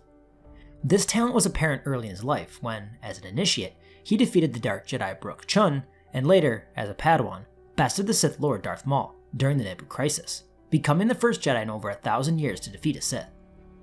By the time of Revenge of the Sith, Kenobi's prowess with the blade was legendary, described as capable of inflicting devastation comparable to that of an entire army. In addition, he successfully faced and overcame some of the era's most formidable opponents, including Count Dooku, General Grievous, and his fallen apprentice and brother, the newly Christian Darth Vader. Originally trained in Form 4 Ataru under the influence of his master Qui-Gon Jinn, Obi-Wan later transitioned to Form 3 Surisu. This shift followed Jinn's death and Obi-Wan's narrow victory over Darth Maul, when Kenobi recognized the shortcomings of Ataru's offensive focus, prompting him to adopt a more defensive style. Form 3 Surisu was developed during the widespread emergence of blasters as an offensive weapon. Essentially, it was a development of Form 1 blast deflect training. Like Makashi, Surisu relied on economy of motion and energy efficiency, keeping up constant blade movement to build up momentum and minimize energy expenditure. This focus on tight blade work and subtle dodges provided maximum defensive coverages as well as minimizing exposure to ranged weaponry. While its defensive prowess soon became considered the ultimate expression of non-aggressive Jedi philosophy, its offensive capabilities were lacking, as it facilitated survival rather than victory. Kenobi elevated Form 3 Surisu to its highest potential, earning widespread recognition for his unparalleled mastery. Count Dooku acknowledged him as a true master of the form during their final duel aboard Invisible Hand, while Mace Windu went even further, declaring Obi-Wan not just a master of Surisu, but the master. As stated earlier, Kenobi initially specialized in Form 4 Ataru during his early training, and combined his expertise in both forms to create a hybridized style. This integration allowed him to address Surisu's inherent weaknesses, a lack of dedicated offensive approach, while maintaining its exceptional defensive capabilities. Form 4 was fast-paced and effective against single opponents, though weaker in prolonged combat and confined spaces. Ataru was characterized by force-assisted acrobatics, such as somersaults and leaping strikes, both for attack and defense. Form 4 allowed the user to use their entire body as an offensive weapon, as unarmed strikes were combined with flourishing blade work. In addition to his preferred style, Kenobi demonstrated proficiency in the Form 5 variant Xian, as evidenced by his occasional use of the reverse hand grip, as well as Form 6 Nine Man. However, these forms were not his primary focus, nor fully mastered. Instead, they served as supplementary techniques, enhancing his use of Ataru when needed. Over the course of his life, Obi-Wan Kenobi wielded 3 different lightsabers. The first 2 almost exactly the same, with a design based upon his former master's lightsaber, with the exception of the hand grip surrounding the Daitium power cells. Kenobi's third and final lightsaber showed the changing times of the Jedi Order, even though he'd rather not admit it. It was constructed upon his promotion to the High Jedi Council and the rank of Jedi Master. It was designed for combat and built by hand, instead of a meditation exercise. It featured a skeletal design, and could be easily disassembled for field maintenance. It featured a single blue Adakin crystal as its focusing lens, giving the weapon more maneuverability, at the expense of cutting power. This design was the influence for Luke Skywalker's lightsaber, as he studied the blueprints from the Journal of Kenobi on Tatooine. Much like his Padawan, Kenobi initially wore modified Phase 1 clone trooper armor over his Jedi robes at the onset of the Clone Wars. This lightweight plastoid alloy composite armor provided protection against blaster fire and shrapnel. By the time of Revenge of the Sith, however, like most Jedi, Kenobi had abandoned the use of armor, favoring the traditional Jedi attire. As the undisputed master of Form 3, it is no surprise that defense was Obi-Wan's greatest strength. He maintained a close, controlled guard, effortlessly deflecting incoming strikes, with a series of impeccably timed blocks and parries. These defensive maneuvers were often paired with precise evasions, allowing him to stay out of harm's way. His agility was further enhanced by his training in Ataru, granting him exceptional acrobatics during combat. Kenobi's calm and analytical mindset complemented this defensive style, enabling him to study his opponent's tactics and identify openings. A prime example of this was his duel against the resurrected Darth Maul and Savage Opress on Florum. There he managed to hold off the 2 savages long enough to find an opening that came when Opress's left knee was exposed, resulting in his arm being severed and forcing Maul to retreat. Kenobi's defensive approach also provided him multiple paths to victory. By remaining on the defensive, and therefore conserving energy, he could outlast opponents who tired themselves with aggressive attacks. Additionally, his impenetrable defense often frustrated adversaries, causing them to become careless or overextended, at which point he would strike decisively. This strategy was evident in his duel with Anakin Skywalker on Mustafar, where Skywalker's frustration and recklessness led him to ignore Obi-Wan's superior positioning, ultimately sealing his defeat. Considering Form 3 was developed with blaster defense in mind, it should come to no surprise Kenobi was a complete master. He has proved on countless occasions the ability to effortlessly redirect blaster bolts away from danger, and occasionally applied Form 5's philosophy of redirecting shots back at his assailants with pinpoint precision. Kenobi's defensive approach was unmatched, allowing him to neutralize some of the most formidable opponents of his era, including the expert finesse of Count Dooku's Makashi, the overwhelming power of Anakin Skywalker's Jemso, and the unpredictable ferocity of General Grievous's rapid onslaught. The latter stands as perhaps the best demonstration of his defensive prowess, as Kenobi successfully matched the droid general's lightning-fast 20 strikes per second barrage, a feat few could hope to achieve. While defense was Obi-Wan Kenobi's greatest strength, he successfully compensated for Form 3's inherent lack of offensive capabilities, and could deliver decisive strikes when the situation demanded. Offensively, he drew upon the blade work of Ataru. Like his master Qui-Gon Jinn, he remained grounded, but his approach was far more versatile. Unlike Jinn's emphasis on aggressive power strikes, Kenobi employed a dynamic mix of wide sweeps, strength-based power blows, and rapid, speed-focused flurries, all executed with remarkable precision and accuracy. In addition to his lightsaber skills, Kenobi frequently incorporated physical-based attacks into his lightsaber sequences. This adaptability stemmed from his mastery of the unarmed fighting style Taijutsu, elements of which were evident in his use of punches and kicks. A prime example of this can be seen in his brief duel with Jango Fett on Kamino, landing multiple unarmed strikes while his lightsaber was not in hand. He further refined his unarmed technique in sparring matches at the Jedi Temple, doing so against notable masters such as Qui-Gon Jinn and Mace Windu. This element of his style is also likely the result of his Ataru training, as the form trains the user to use their entire body as an offensive weapon. As previously mentioned, Obi-Wan Kenobi studied Form 6 9-Man, seeking to seamlessly integrate force-based techniques into his lightsaber combat.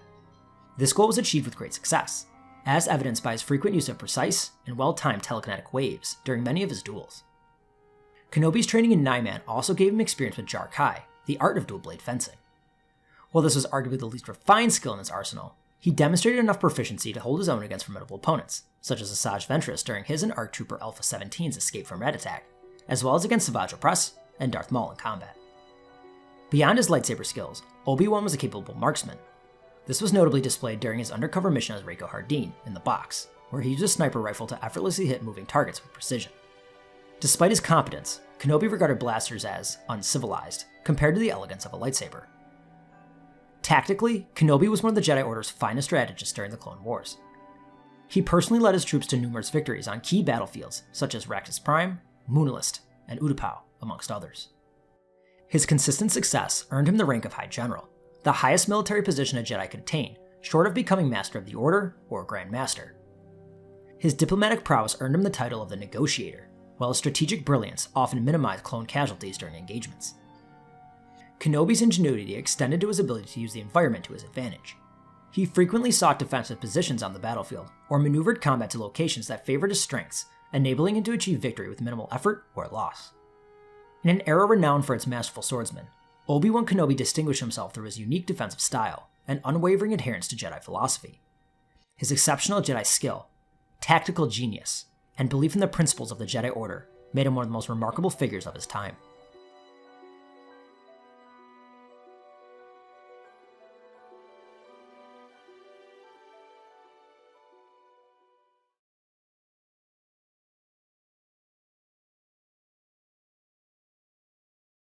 Much like the previous round, this one is relatively straightforward. The contest features some of the finest combatants of their respective eras, with legendary lightsaber duelists on both sides. Let's start with Arcann and Anakin. Both wielded highly technical and aggressive offensive styles. Arcann's calculated mastery of Juyo was a brilliant display of tactical lightsaber combat, while Anakin's powerful Jemso onslaught was an overwhelming force. Offensively, the two are relatively equal, each possessing the skill and precision to potentially penetrate the other's guard and land a decisive blow. Their brutal force powers also add to their offensive prowess, both willing to employ them when an opening was presented. Both fighters also share a similar philosophy: fast, overwhelming, and highly technical blade work. Defensively, the two are comparable, though I give the slight edge to Anakin. As I've mentioned a couple times now, both favor offensive styles, meaning defense is not always their primary focus. That said, they are still formidable in this field, and only top-tier swordsmen would stand a chance of breaching their guard. While one could argue Arcann has Sarisu as a fallback, it was not his primary style, and many of the times he was struck resulted from counterattacks during his Juyo offensives. Anakin's Jemso, on the other hand, inherently emphasizes counterattacks, and has far better defensive capabilities than Juyo. This gives Skywalker a huge advantage, as he is likely to exploit this weakness. While Anakin is not the best tactician, he is more than capable of recognizing and capitalizing on this weakness, giving him a slight but meaningful edge. As for Vaylin and Kenobi, their matchup is far more one-sided. Obi-Wan mastered a hybridized style of Form 3 and Form 4, while Vaylin's lightsaber skills were limited to the introductory sheet show. Offensively, Kenobi holds a clear edge. Though defense was his trademark, the Negotiator was deadly when he went on the attack. His strikes were varied and precise, ranging from sweeping strikes to strength-based power blows, and rapid, speed-focused flurries. Vaylin, by contrast, relied on straightforward and chaotic attacks, often employing random hacks and slashes. Defensively, Kenobi also has the undeniable edge. His mastery of Surisu makes him vastly superior in this area, and it's clear Vaylin cannot compete with him in terms of strictly defensive blade work. While Vaylin is a powerful adversary, her skill isn't with her blade work, rather, her immense skill in the Force. While it appears to be an early 2-0 lead for Kenobi and Skywalker, this is a team contest, and unfortunately, it only gets worse for Arcann and Vaylin. After Arcann's redemption, the two had notoriously poor dynamic, with Vaylin repeatedly trying to kill him, often alongside their mother. In a fight to the death, their lack of cohesion, and Vaylin's unstable mental state would prevent them from working together effectively. Their tactics would likely be disjointed and self-serving, with little regard for the bigger picture. In contrast, Kenobi and Skywalker's years of frontline experience give them a natural synergy. They complement each other perfectly, like peanut butter and jelly, always knowing where the other is, what they need, and how to capitalize on any opportunity. Combined with Kenobi's tactical brilliance and their superior lightsaber skills, the victor of this round is clear. Anakin Skywalker and Obi-Wan Kenobi get the edge.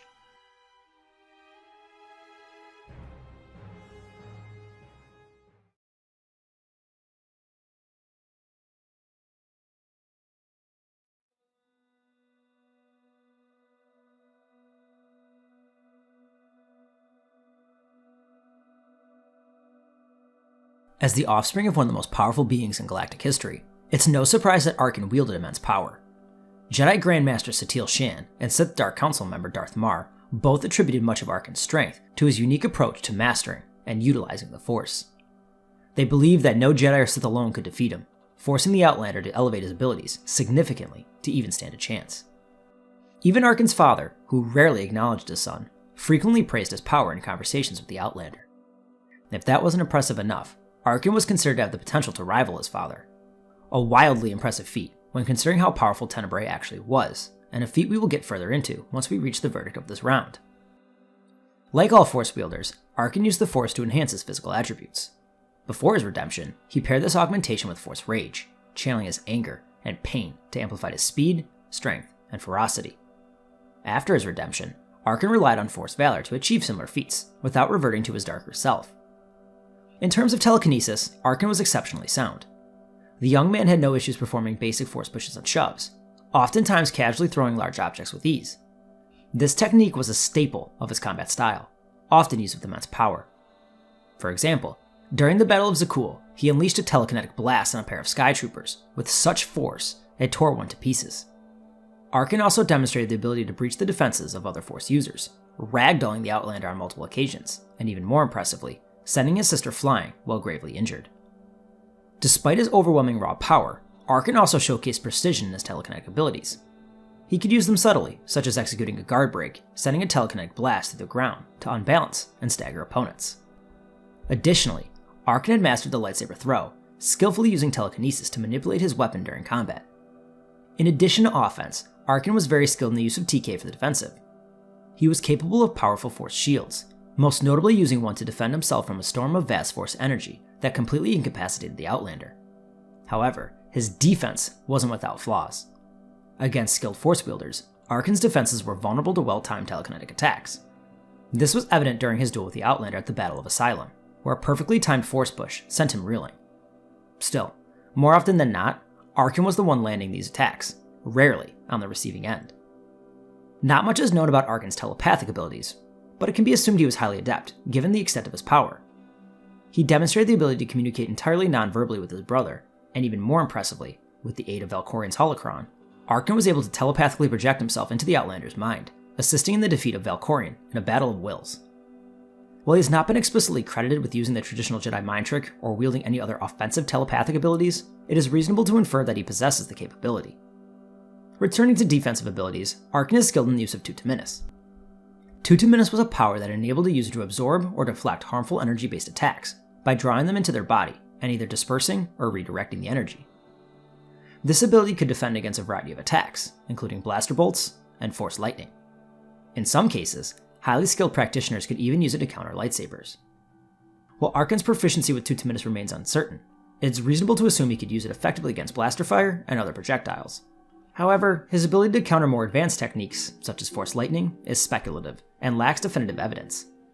Although I do feel it is within his abilities to do so, it is too much speculation for me in this contest. As a wielder of the dark side, Arcann displayed mastery over several dark side powers, the most prominent being force lightning. This ability channeled concentrated dark side energy through the user's limbs, unleashing lethal arcs of electricity from their hands. Arcann's proficiency with force lightning was formidable, as demonstrated during his confrontation with the Outlander in HK-55. When HK-55 heroically shielded the Outlander, Arcann unleashed devastating torrents of lightning that incapacitated the droid, a testament to the power of his attack, especially given the durability of hunter-killer droids designed for combat. In addition, Arcann often combined force lightning with his lightsaber techniques, electrifying his blade to deliver powerful strikes. One of his signature moves involved driving his electrified blade into the ground, releasing a shockwave that staggered and unbalanced opponents. Despite his skill with lightning, Arcann more frequently employed an ability known as a dark energy blast. This technique allowed him to project concentrated bursts of dark side energy, which could obliterate objects, overwhelm opponents, and cause significant destruction. While mastering this power was incredibly challenging, Arcann's expertise enabled him to wield it with devastating effect. However, this ability came with a drawback. In some instances, the user's flesh could sustain burns, though they would feel no pain, due to the dark side's numbing effects. Arcann's dark energy blasts became a hallmark of his combat style, and were prominently displayed in his duels, most notably during his duel against Vaylin on the Spire. These abilities further underscore Arcann's exceptional mastery of the Force, as only the most skilled and experienced Force users could hope to develop such powers to his level of proficiency. Given the immense power he wielded, and the formidable abilities at his command, it is no surprise that even the strongest opponents of his era were hesitant to challenge him. Even the Outlander, arguably the greatest Jedi of his time, required the assistance of Valkorian's spirit to survive certain encounters with Arcann. His reputation as a powerful Force wielder was well earned and thoroughly deserved.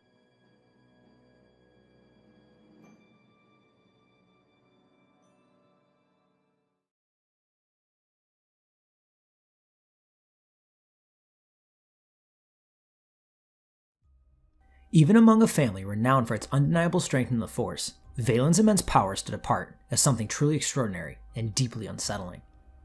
Easily the most volatile and dangerous of Valkorian's children, Vaylin wielded a power that both pleased and alarmed her father. While her brothers possessed the potential to rival Valkorian, Vaylin's abilities went beyond mere potential. She had the capacity to not only match, but surpass him. A truly remarkable feat that we will explore later. From the very beginning, Vaylin's extraordinary nature was apparent. Even in the womb, her connection to the Force was so intense that she subconsciously manipulated her external environment, a testament to her unparalleled potential. After her birth, her power continued to grow unchecked, until a catastrophic incident during her training convinced Valkorian of the need to intervene. Viewing her as both a threat and a valuable asset, he confined her to Anathema, where her untamed abilities were brutally conditioned. On the desolate planet, she was subjected to harrowing experiments by the Anathema zealots, who shattered her mind and conditioned her to become powerless when anyone uttered the phrase, "Kneel before the Dragon of Zakul." This cruel safeguard bound her immense power, chaining her, rendering her vulnerable and subservient. However, everything changed after Vaylin ascended to the Eternal Throne. Following a near defeat by the Outlander, she resolved to shatter her mental conditioning and reclaim her full power. Returning to Anathema, Vaylin submitted herself to a torturous ritual conducted by the animate scientist Jirak. The process subjected her to unimaginable pain as beams of energy pierced her body.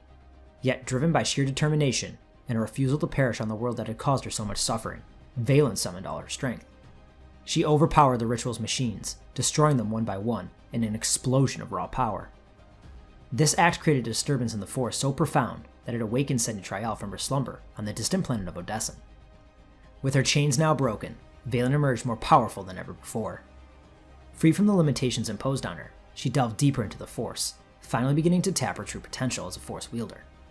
Unrestrained and unyielding, the Unchained Empress became a force unlike any other, a harbinger of destruction and unmatched strength. Starting from the top, like all Force wielders, Vaylin used the Force to enhance her physical attributes. She paired this augmentation with Force Rage, channeling her anger and pain to amplify her speed, strength, and ferocity. When it came to telekinesis, Vaylin's mastery was nothing short of extraordinary. The young woman had no issues performing basic force pushes and shoves, oftentimes casually throwing large objects with ease, always with devastation in mind. From an early age, her natural talent for telekinesis was evident. Even as a toddler, she effortlessly tore apart droids, and as a child, she demonstrated an astonishing display of power by preventing a Knight of Zakul from striking her with a stick. She not only shattered the stick and the Knight's body armor, but also lifted all Knights involved in her training into the air with such force that they were rendered unconscious. This feat was particularly impressive, given that the Knights of Zakul were highly trained Force users, adherents to the limitless power philosophy, which encouraged mastery of both the light and dark sides of the Force. Even while constrained by Valkorian's chains, Vaylin was a telekinetic force to be reckoned with. During the Outlander's escape, she showcased her prowess by tearing down a massive blast door, hurling parts of a high-rise structure with missile-like speed, disintegrating some of the chunks in the process, and ripping apart a large bridge with apparent ease. After breaking free from her chains, Vaylin's power became even more terrifying. One of her most awe-inspiring demonstrations occurred when she obliterated the sanitarium on Nathema from orbit, reducing the entire structure to dust and ash with a single thought. This feat was made even more remarkable by Nathema's unique environment, which severely hampered most Force users' abilities. To provide some context, while chained, Vaylin was unable to affect genetically enhanced Acolyte beasts, and Lord Lana Beniko could only muster a weak telekinetic push on Jirak with Valkorian's support. Yet Vaylin, unchained, effortlessly destroyed the massive structure in a manner matched by few. Her telekinesis also extended to break through the shields of other Force users. During the battle aboard the Gravestone, she effortlessly ragdolled Lana Beniko and sent the Outlander flying across the room. She was known to employ this ability tactically as well, such as when she ripped a large chunk of metal from its foundation and used it as a shield against heavy blaster fire. As a being who heavily called upon the dark side, it should surprise no one that Vaylin was fond of using Force Choke. A purely offensive technique, Force Choke allowed the user to grip or squeeze a living being's throat or trachea, in effect choking or strangling them if used at low intensity. When used at a high intensity, Force Choke could also be used to crush their victim's throat or even break the victim's neck and vertebrae. Even while chained, she had no difficulty using this against other Force wielders. After her liberation, she elevated this ability to frightening levels, as demonstrated when she simultaneously used it against multiple Knights of Zakul, aboard her flagship with lethal efficiency, a display that even impressed the Horizon Guard's captain. In addition to her offensive capabilities, Vaylin was adept at using telekinesis defensively. During the Outlander's escape from the capital, she shielded herself from a catastrophic explosion of the sector's sun generator by creating a telekinetic bubble, a feat that saved her life, while thousands perished around her. Vaylin's unparalleled mastery of telekinesis, without question, helped contribute to making her one of the most fearsome Force wielders in the galaxy. Vaylin's proficiency with telepathy, much like her brother Arcann's, remains somewhat enigmatic. However, given her overall mastery of the Force, it is reasonable to infer that she was highly adept in this area. While not credited with skill in the classical Jedi mind trick, I think it's safe to say she could use the ability. This stems from the fact that she was able to rip information from the mind of Len Purvik, twisting his mind into talking. In addition to this, evidence suggests she possessed skill in battle meditation. This is implied by Arcann's statement that Vaylin was the only factor sustaining her troops' will to fight. While fear or failure may have played a role, such fear would have existed under Arcann as well. Under Vaylin's command, however, her forces exhibited significantly greater combat effectiveness, which is unlikely to have stemmed from their devotion to their Empress. Battle meditation is a telepathic ability that enhances the morale, stamina, and combat effectiveness of allies, while simultaneously weakening the enemy's resolve. While lightside practitioners employ subtle influence to inspire and uplift, darkside users dominate the minds of their allies, twisting their will to serve their purposes, a practice later referred to as Sith battle meditation by Dark Lady Lumaya. Similar to how Bastila Shan bolstered the Republic during the Jedi Civil War, or Emperor Palpatine influenced his forces during the Battle of Endor, Vaylin appeared to wield this ability to devastating effect. Through her mastery of battle meditation, she transformed the Eternal Fleet into an almost unstoppable force, to the point where even the Gravestone, a superweapon, could do little to counter its might during the Battle of Odessen. In addition to her inferred telepathic abilities, Vaylin demonstrated extraordinary Force sense. From a young age, she could perceive disturbances in the Force that escaped others' notice. As an adult, her abilities in this domain were so refined that she could sense and respond to flow walking activity, a rare and advanced Force phenomenon. This was evident during the peace negotiations between the Republic, the Sith Empire, and the Eternal Empire. During the talks, Vaylin not only detected the Outlander's spirit, but pinpointed their exact location, a feat made even more impressive by the fact that Arcann was entirely unaware of their presence. Moving into defensive powers, Vaylin was a practitioner of Tutaminis. As previously stated, Tutaminis was a power that enabled the user to absorb or deflect harmful energy-based attacks by drawing them into their body and either dispersing or redirecting the energy. Vaylin was primarily seen using this ability to absorb blaster fire, but it is likely that Force Lightning was also within her repertoire. Given her dark and unrestrained nature, it's no surprise that she mastered a variety of traditional darkside powers as well. Among these, her use of Force Lightning was both devastating and versatile. True to her character, Vaylin often unleashed lightning with the intent to cause massive destruction, holding nothing back. She also demonstrated a more technical application of this ability, using it to ignite the surface into a blazing inferno during her duel with her mother on Ord Mantell. In addition to Force Lightning, Vaylin wielded Force Siphon, a derivative of Force Drain.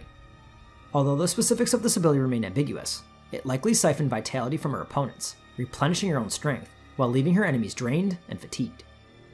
The visual effects of Force Siphon and SWTOR resemble the animations of Drain Life in KOTOR 2, particularly the dark side variant used by the Exile and the Jedi Masters Kavar, Zez-Kayal, and Vrok Lamar. This suggests that at its peak, Vaylin's Force Siphon could drain the Force energy and life essence from her targets, severing their connections to life and leaving them completely depleted. Much like her brother, Vaylin was also capable of drawing on dark energy blasts, allowing her to project concentrated bursts of dark side energy, which could obliterate objects, overwhelm opponents, and cause significant destruction. Vaylin employed these dark energy blasts often in her combat style, most prominently against her brother during the Grand Festival in her honor. Another dark power in Vaylin's arsenal was Force Scream. This ability allowed her to weaponize her intense emotions, frustration, rage, or grief, into a destructive scream that channeled power through the Force. As a young child, Vaylin demonstrated this ability by unleashing a scream that disintegrated body armor and generated powerful winds in her vicinity. While impressive, her most destructive darkside ability, which is a significant distinction considering her already formidable powers, was Force Maelstrom. Also referred to as Force Bombard, this technique combined the Force Bubble, Telekinesis, and Force Lightning into a single devastating attack. First, the user generated a protective Force Bubble around themselves. Then they used Telekinesis to swirl loose objects and enemies around the bubble. Finally, they released a shockwave of energy and Force Lightning, obliterating anything caught within. Vaylin unleashed this apocalyptic power during her final moments in the Battle of Odessa. In a desperate last stand, she deployed Force Maelstrom, swiftly overwhelming and immobilizing all but the Outlander. The attack's immense destruction energy began tearing the entire battlefield apart, showcasing the full extent of her lethal abilities. Vaylin's mastery of the Force was undeniably her greatest strength. It is a tragedy that she fell before truly recognizing her potential, as her immense power and the awe-inspiring manner in which she wielded it were truly breathtaking.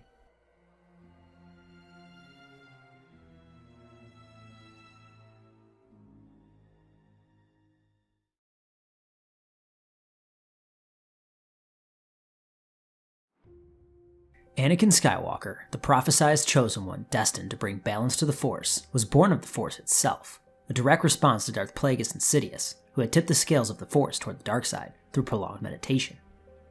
While interpretations of the Chosen One prophecy vary, there is no denying Anakin Skywalker's immense potential, unmatched by any other. Despite his unparalleled capacity for growth, by the time of his fall, he had not yet reached the apex of his true power. If he had, he at worst would be slightly weaker than his son, Grandmaster Luke Skywalker, arguably the greatest Jedi in galactic history. Even so, Anakin's power during his lifetime was legendary, only rivaled by the likes of Mace Windu, Yoda, and Darth Sidious.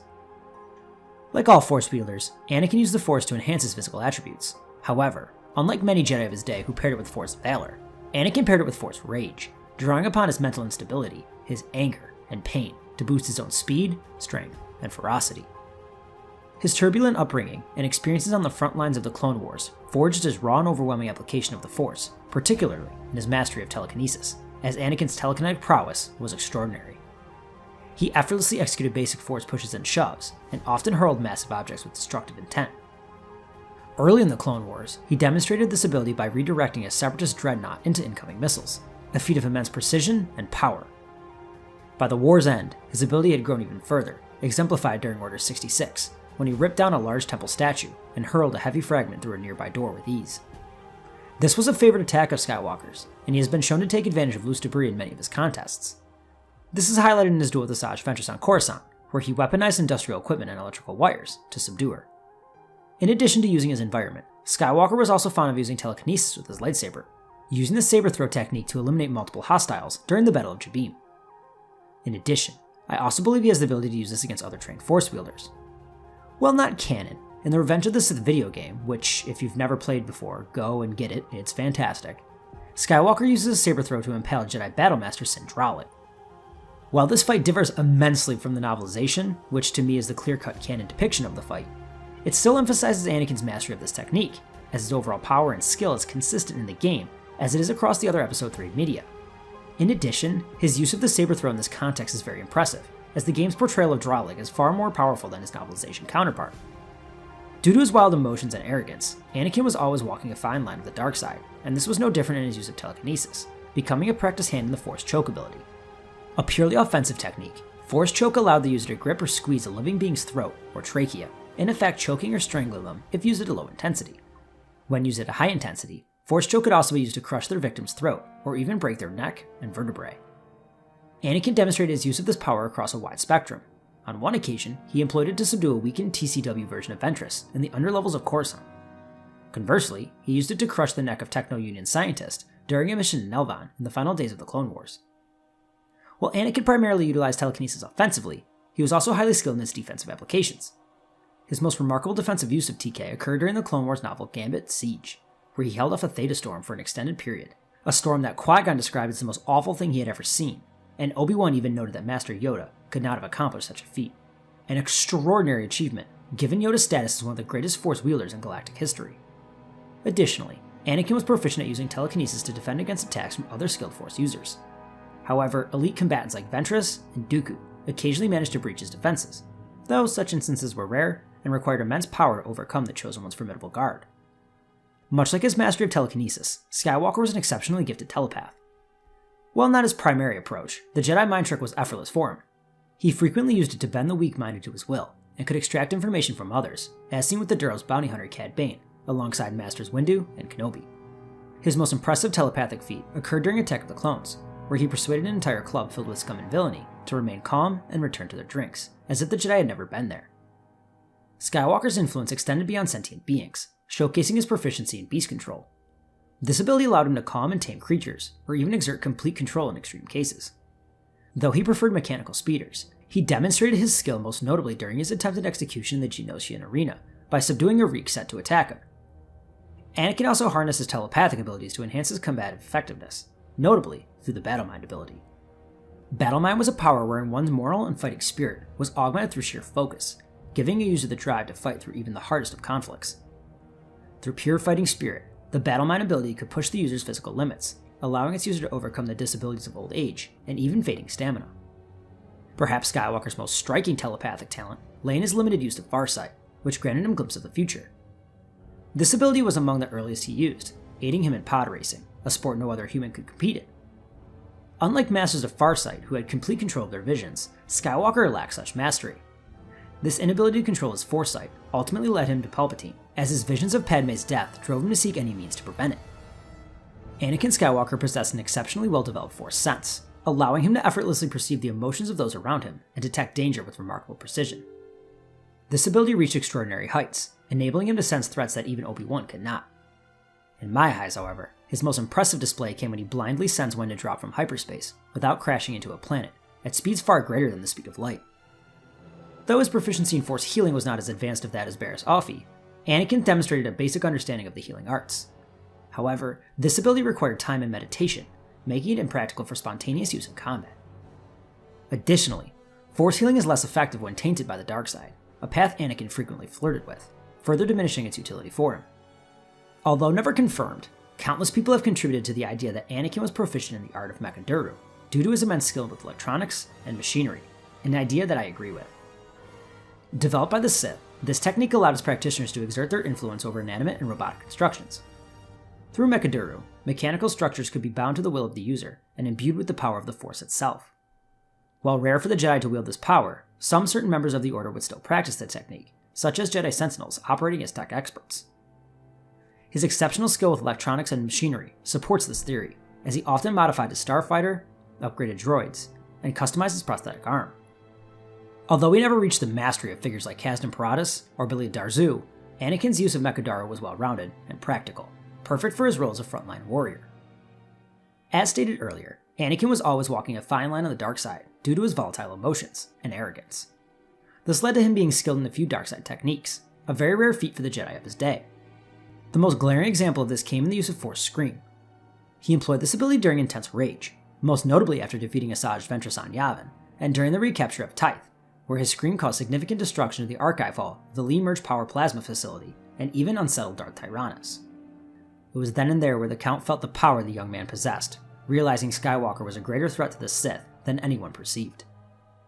While he didn't have the power to actively use Force Drain, Anakin still had a great deal of knowledge of its power, able to resist its effects. While attempting to learn how to defeat the Dark Reaper, a powerful superweapon of mass destruction constructed during the Great Sith War, Skywalker traveled to the Outer Rim world of Ren Bar. There he fought his way to the tomb of Ula Keldroma, where the legendary Jedi spirit taught the ambitious knight the information on how to withstand the weapon's awesome draining power. This knowledge came full circle during the Battle of Thule, where the Chosen One single-handedly attacked the Reaper, just as it became fully operational. Hearing Keldroma's voice as he fought, Skywalker managed to bypass the Reaper's defenses and destroy the superweapon once and for all. While impressive, it should be noted that his knowledge of Force Drain did not grant him full immunity, rather a resistance. Keldroma confirms this in their training, stating he would only be able to resist the effects for a short time. I do also feel this would be the case against a potent Force wielder employing a draining technique, such as Darth Nihilus or Darth Traya. Against low-level applications such as newborn members of the Sith cult, the Disciples of Ragnos, I feel this would also remain the case, just with his resiliency lasting much longer. While not a full immunity, having some resiliency against a potentially devastating Force power is still a huge benefit. And finally, Skywalker's most powerful ability, his ability to achieve oneness with the Force. Oneness was the state of union with the Force, where an individual managed to become akin to a living manifestation of the Force, able to use it in all its power, becoming nothing short of total gods at that moment. Skywalker experienced this phenomenon during the Battle of Praesilon, bulldozing his way through an army of battle droids untouched, and would have butchered the entire Separatist command, had Qui-Gon's spirit not intervened. This feat, while incredibly impressive, as only few beings have ever managed to achieve the state with the Force, wasn't something Skywalker could willingly call on. Rather, he was only able to do so when pushed to the absolute limit. In addition, this is not a state I believe he could achieve due to the dark side tainting him. While one could argue a Darksider could achieve this state, as many believe Darth Malgus did while killing his lover Lena Daru during the Deceived novel, I disagree. In my view, the Force inherently refers to the light side, which represents the Force in its natural state. The dark side is merely a corruption of this natural order. For a Darksider to achieve true union with the Force, they'd have to surrender themselves to it, embracing the light, a step no true Sith or dedicated Darksider would ever take. Qui-Gon Jinn supports this in the Revenge of the Sith novel, stating that the Sith can never attain this power because it requires selflessness, not self-exaltation. Regarding the argument about Darth Malgus and Deceived, the text suggests that Malgus felt as though he had become the Force, merging with it. However, this was merely his perception, not the reality. Some might argue that the Sith achieving Force Ghost status proves otherwise, but there is a significant distinction between Jedi and Sith spirits. When a Lightsider becomes a Force Ghost, they relinquish their desires and individuality, fully merging with the Force's collective will. In contrast, Darksiders, driven by selfish intentions, reject the will of the Force. As a result, they cannot truly merge with it, never achieving the state of oneness. Instead, their spirits remain bound to the physical world, often tied to specific places, objects, or individuals in their feeble attempts at immortality. Examples include Carnus Mur binding his spirit to the Mur Talisman, Exar Kun's spirit being tied to Yavin 4, and a fragment of Darth Bane's spirit being trapped within his apprentice, Darth Zana. While both light and dark side spirits might fall under the broad category of Force Ghosts, they are fundamentally different, such as how a Chevy and a Tesla are both considered cars, but under the hood, the two can be more different. Wasn't really expecting a mini rant there, but oh well, what can you do? Despite Anakin not being able to summon this power at will, the sheer magnitude of his abilities remained legendary, making the title of the Chosen One truly fitting.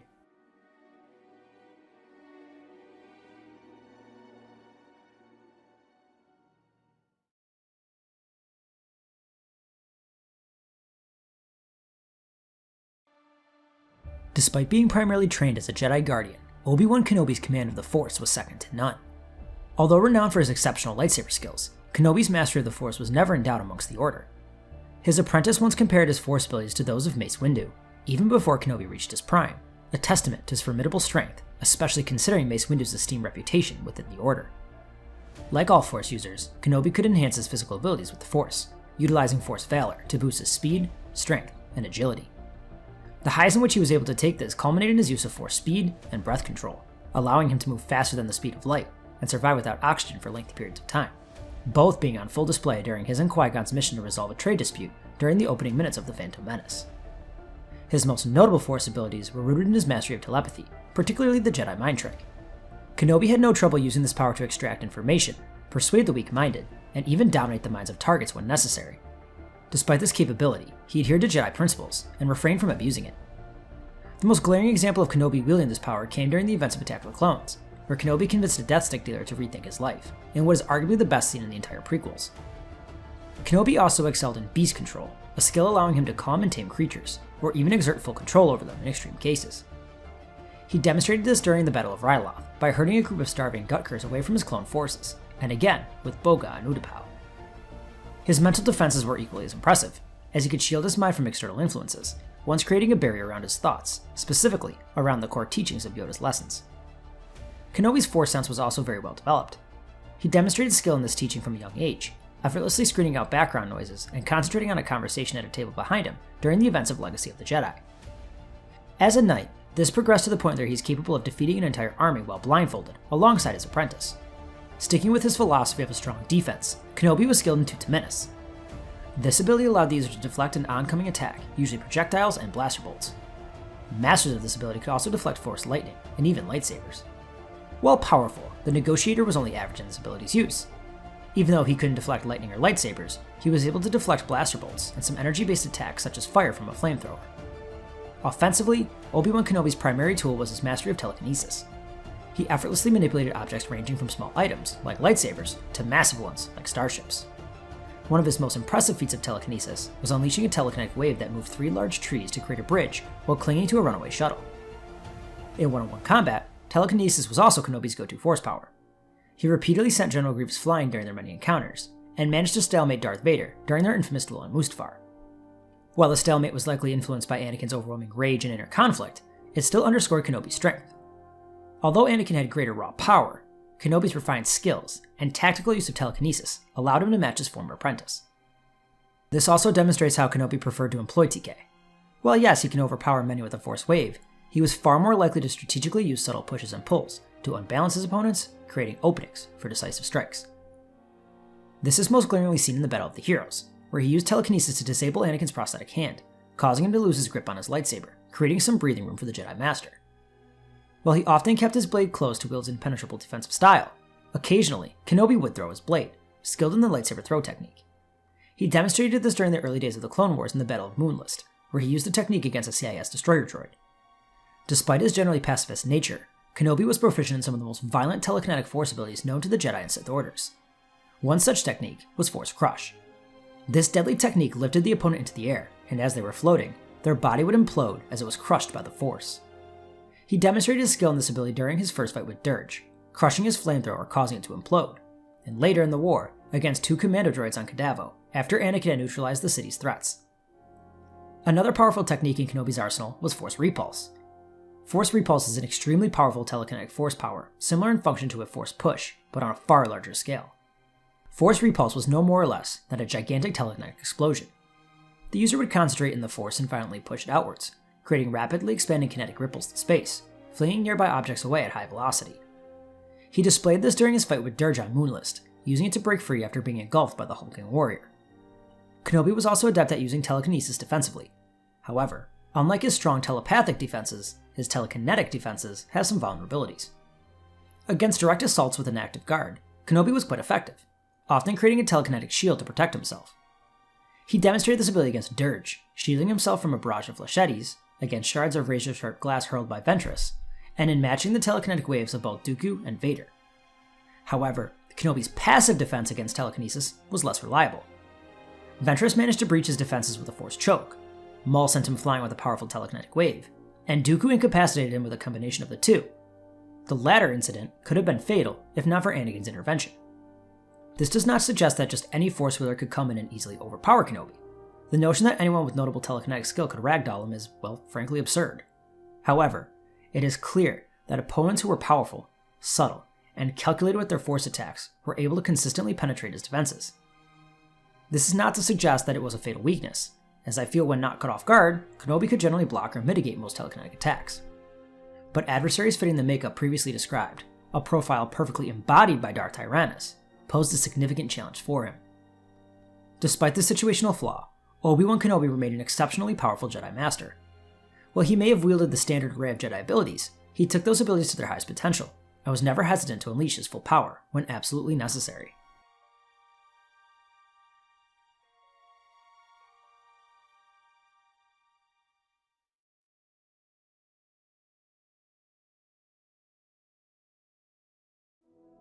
This contest features some of the most powerful beings of their respective eras, all of whom wielded the Force at its highest levels. To determine the victor of this round, we first must assess the combatant's power, particularly the true strength of the Eternal Siblings. This involves delving into one of the oldest debates in Star Wars lore, the power of Tenebrae.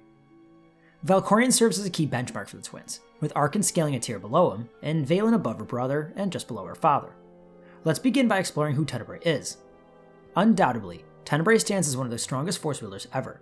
His feats include destroying 9 Dark Counselors in his throne room, and mind-dominating 5 of the most powerful Jedi with a mere hand gesture. However, despite his immense power, Tenebrae is not an unstoppable, immortal god. Many of his more extraordinary feats required extensive preparation or additional support. For example, on Nathema, he needed an ancient superweapon and the energy of at least 8,000 Sith Lords to drain the planet's life. Similarly, his life-draining feat on Ziost, though done solo, required a ritual whose planning spanned the entire SWTOR Jedi Knight storyline. Many people also fall into Tenebrae's trap, where he manipulates both the in-universe populace and us the audience into believing he is unstoppable in all ways. Charles Boyd, a lead SWTOR writer, confirmed in an interview that much of Tenebrae's perceived power is window dressing, designed to project an image of invincibility. This idea is further supported by the characters in SWTOR. Satil Shan notes that the Outlander proved Tenebrae could be defeated, a concept many had doubted. Lana Beniko suggests Valkorion may not have been as powerful as believed. And finally, the Outlander questions Valkorion's true power throughout Knights of the Fallen Empire and Knights of the Eternal Throne. Despite his formidable power, Tenebrae is not the invincible being he sought to portray. So what tier does that leave him in? In my eyes, his power tier aligns with that of his inspiration, original trilogy era Emperor Palpatine. This comparison gains credibility from Revan author Drew Karpyshyn in response to a fan comparing Vitiate to OT Palpatine. With that baseline created, we know Arcann is not on his father's level, but he had the potential to reach it. A fitting comparison for Arcann is, funny enough, Anakin Skywalker, immensely powerful, but ultimately behind the greatest of his era, and not fully reaching his potential. Anakin was considered a tier below Revenge of the Sith Sidious, who, in turn, is generally seen as a tier below Original Trilogy Sidious. Applying this scaling, Arcann can be viewed as analogous to Arcann in this power hierarchy. Vaylin is more complex. Unlike Arcann, who had the potential to match their father, Vaylin had the power to surpass him. With that said, at her death, she had not yet reached this level. While chained, Vaylin's power was similar but greater than Arcann's, placing her at the top of that shared tier. After breaking her chains, her power grew further, placing her a tier above Anakin and comparable to Revenge of the Sith Sidious. Finally, Kenobi is clearly in the same tier as Anakin. Fortunately for Anakin Kenobi, Vaylin being in the higher tier doesn't guarantee their defeat. Combat isn't as straightforward as A plus B equals C, despite popular belief. There are countless examples of more skilled, stronger, and faster opponents being defeated by those with lesser skills. A prime example is Matt Serra vs GSP at UFC 69, where Serra repeatedly targeted GSP's midsection before feigning a body shot, landing a knockout punch to the head.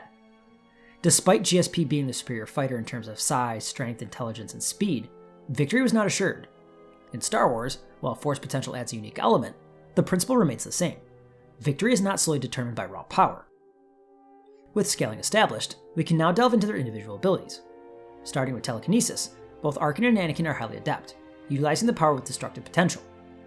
Both can lift large objects effortlessly and use telekinesis offensively and defensively. While both are skilled in telekinetic variants like the lightsaber throw, Anakin has the added versatility of Force choke, giving him a slight variety.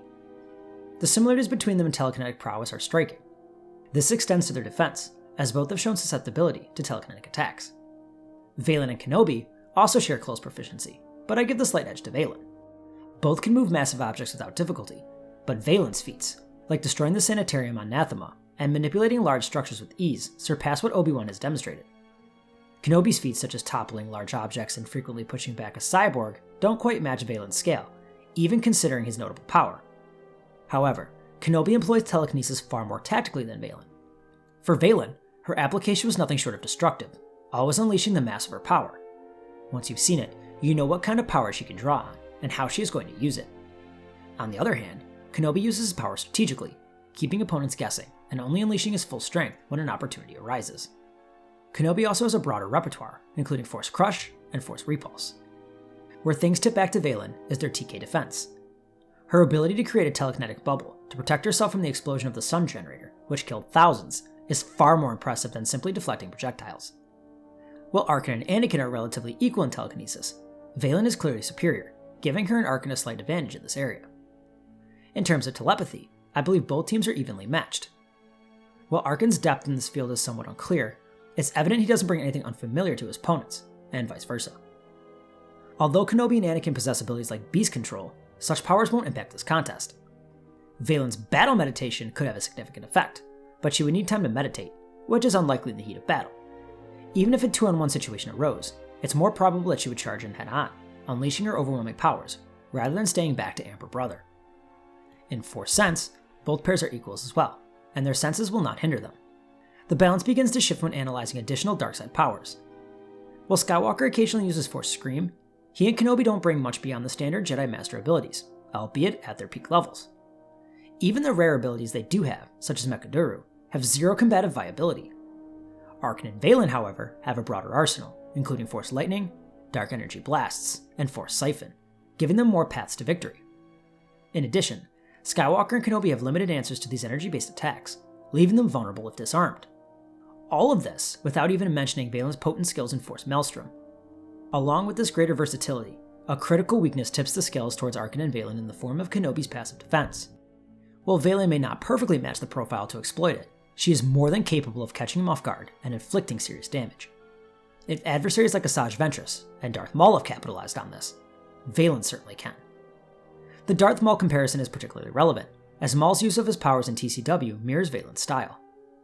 All combatants are formidable Force wielders, who would challenge the greatest masters of any era.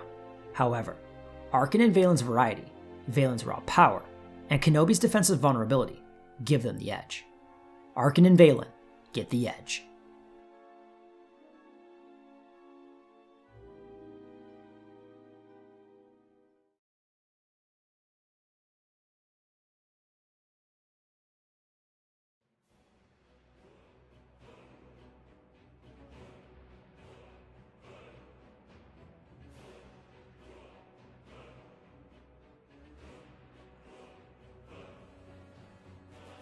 And now, we've reached the verdict. If these two iconic teams were to ever come face to face, who would win? Let's set up this fight. Let's say it takes place on the beaches of Leon, with the winner winning a majority 6 out of 10 times. Commander Skywalker, do you copy? A voice crackled over the comm. Anakin Skywalker and Obi-Wan Kenobi would recognize that voice anywhere. We hear you loud and clear, Rex, Anakin replied. A sensor has been triggered near the planet of Leon in the Outer Rim. It's close to your current location. Command wants you to check it out. Anakin perked up. Absolutely, Rex, we're on it. He was eager for anything at this point. Their mission to the Outer Rim had been frustratingly unproductive, and this latest recon assignment was growing stale. His inability to track down Grievous and the Separatist fleet only added to his frustration. But Leon, well, now that sounded interesting. Something different at least. Leon, Obi-Wan muttered, brow furrowing. What in the galaxy would the Separatists want with Leon? Anakin glanced at him. If my history is right, wasn't Leon once home of the ancient Rakatan Empire? Yes, Obi-Wan confirmed, but it has no strategic or military significance. It doesn't make any sense. The only thing of note there is its historical preserve with minimal tourism, if any. Anakin's excitement faltered. Great. Policing tourists. What a perfect use of Jedi resources. Well, let's get moving, Master. Let's get this over with. Obi-Wan sighed. Patience, Anakin. Something about this doesn't add up. I don't like it. Anakin smirked. Master, don't worry. You've got me. Oh, now I feel so much better, Obi-Wan shot back, his voice dripping with sarcasm. With that, the two Jedi maneuvered their ETA-2 Actis-class interceptors into position and made the jump into lightspeed, unaware of what awaited them on Leon. Striding toward the Temple of the Ancients, Arcann seethed with frustration. His journey to Leon had been an attempt to better understand the technology behind the Eternal Fleet, to end its misuse once and for all. He had studied the ancient texts detailing the Rakatan Empire's once thriving civilization, and their unparalleled technological prowess, but he had underestimated one dangerous individual, his sister. Somehow, Vaylin had tracked him to the watery world, and ambushed him in orbit. Their clash had been ferocious, with both landing brutal strikes, yet neither able to claim victory. In the end, Arcann had been forced to retreat to the surface. Now, with his hyperdrive damaged, the Grand Temple might be his only hope for answers. And he had to be quick. Vaylin be relentless. Even if she had her own problems, her hatred would drive her forward. He was a wounded animal, and she was the predator closing in. He could feel her presence growing stronger in the distance. Just as he reached the temple entrance, the roar of engines split the sky. 2 starfighters of unfamiliar design raced overhead. As they passed, 2 men leaped from their ships, their Jedi robes billowing in the wind. Arcann barely had time to register their presence before he felt their power. Vast, undeniable. Anakin Skywalker and Obi-Wan Kenobi moved toward him with measured steps. Obi-Wan studied the figure before them, his senses immediately on alert. The Force radiated from this warrior, his presence rivaling the greats back in the Jedi Temple on Coruscant. "I am Master Obi-Wan Kenobi of the Jedi Order, and you are?" he inquired, his tone calm yet firm. "I am Arcann, former Emperor of the Eternal Empire, and the son of Valkorion," Arcann replied, his voice steady. Anakin crossed his arms, frowning. "Eternal Empire? What kind of nonsense is that?" Arcann narrowed his gaze. "I find it hard to believe you've never heard of it." Anakin bristled at the remark, feeling his intelligence slighted. Before he could snap back, Obi-Wan smoothly interjected. "Eternal, you say? Impressive." His eyes drifted to Arcann's belt, where a lightsaber hung. "I can sense your power, and that weapon suggests you are no stranger to combat. Who trained you?" Arcann hesitated for a moment. "I was trained in the waves of Zakul by my father, my mother, and my brother." At the mention of his brother, his voice faltered ever so slightly. The painful memory clawed at him, the infamous day he slain Thexton in cold blood. It still haunted him. Obi-Wan's brow furrowed. Zakul. Interesting. He had never heard of such a world, but the power radiating from Arcann was undeniable. This so-called Eternal Empire could be a potential threat, and even if this warrior was simply delusional, his abilities warranted further scrutiny. Obi-Wan was just about to extend an invitation for Arcann to come with them, when laughter, cold and mocking, echoed across the temple grounds. A woman clad in black strode toward them, eyes gleaming with unrestrained malice. "Well, brother, looks like we have company," she purred, amusement laced in her voice. Obi-Wan turned, offering a charming smile despite the obvious danger. "And who might you be, my dear?" he asked, with his usual effortless charm. Vaylin's fingers curled around her hilt, and with a wicked grin, she ignited her yellow blade. Her voice turned sadistic. "I'm the one who's going to be killing you." Without warning, she lunged. Obi-Wan barely had time to react, his lightsaber flashing to life just in time to meet her initial strike. The speed of her assault was staggering. Anakin, already on edge, ignited his saber and turned sharply toward Arcann, eyes burning with suspicion. "Wait," Arcann started, but it was too late. The Chosen One was already charging, determination etched into his every step. Obi-Wan's blade held firm. Vaylin's relentless assault was fueled by raw anger, her strikes wild and unpredictable, but he did not underestimate her. While her attacks came in erratic bursts, they lacked refinement, sloppy, unfocused. He remained calm, trusting himself in the Force as he let it guide the motions of his impenetrable Surisu. Sensing Vaylin gathering strength, Obi-Wan braced himself just as a telekinetic wave exploded outward. He gritted his teeth as the force of it washed over him, barely holding his ground. The sheer power behind the blast stunned him. Had he not sensed it in time, it would have crushed his insides, similar to a section of the temple that had been decimated long ago. But before he had time to fully process it, she was already back on him, hacking away with ruthless aggression. Meanwhile, Arcann faced his own battle. Anakin's speed was staggering, catching him off guard.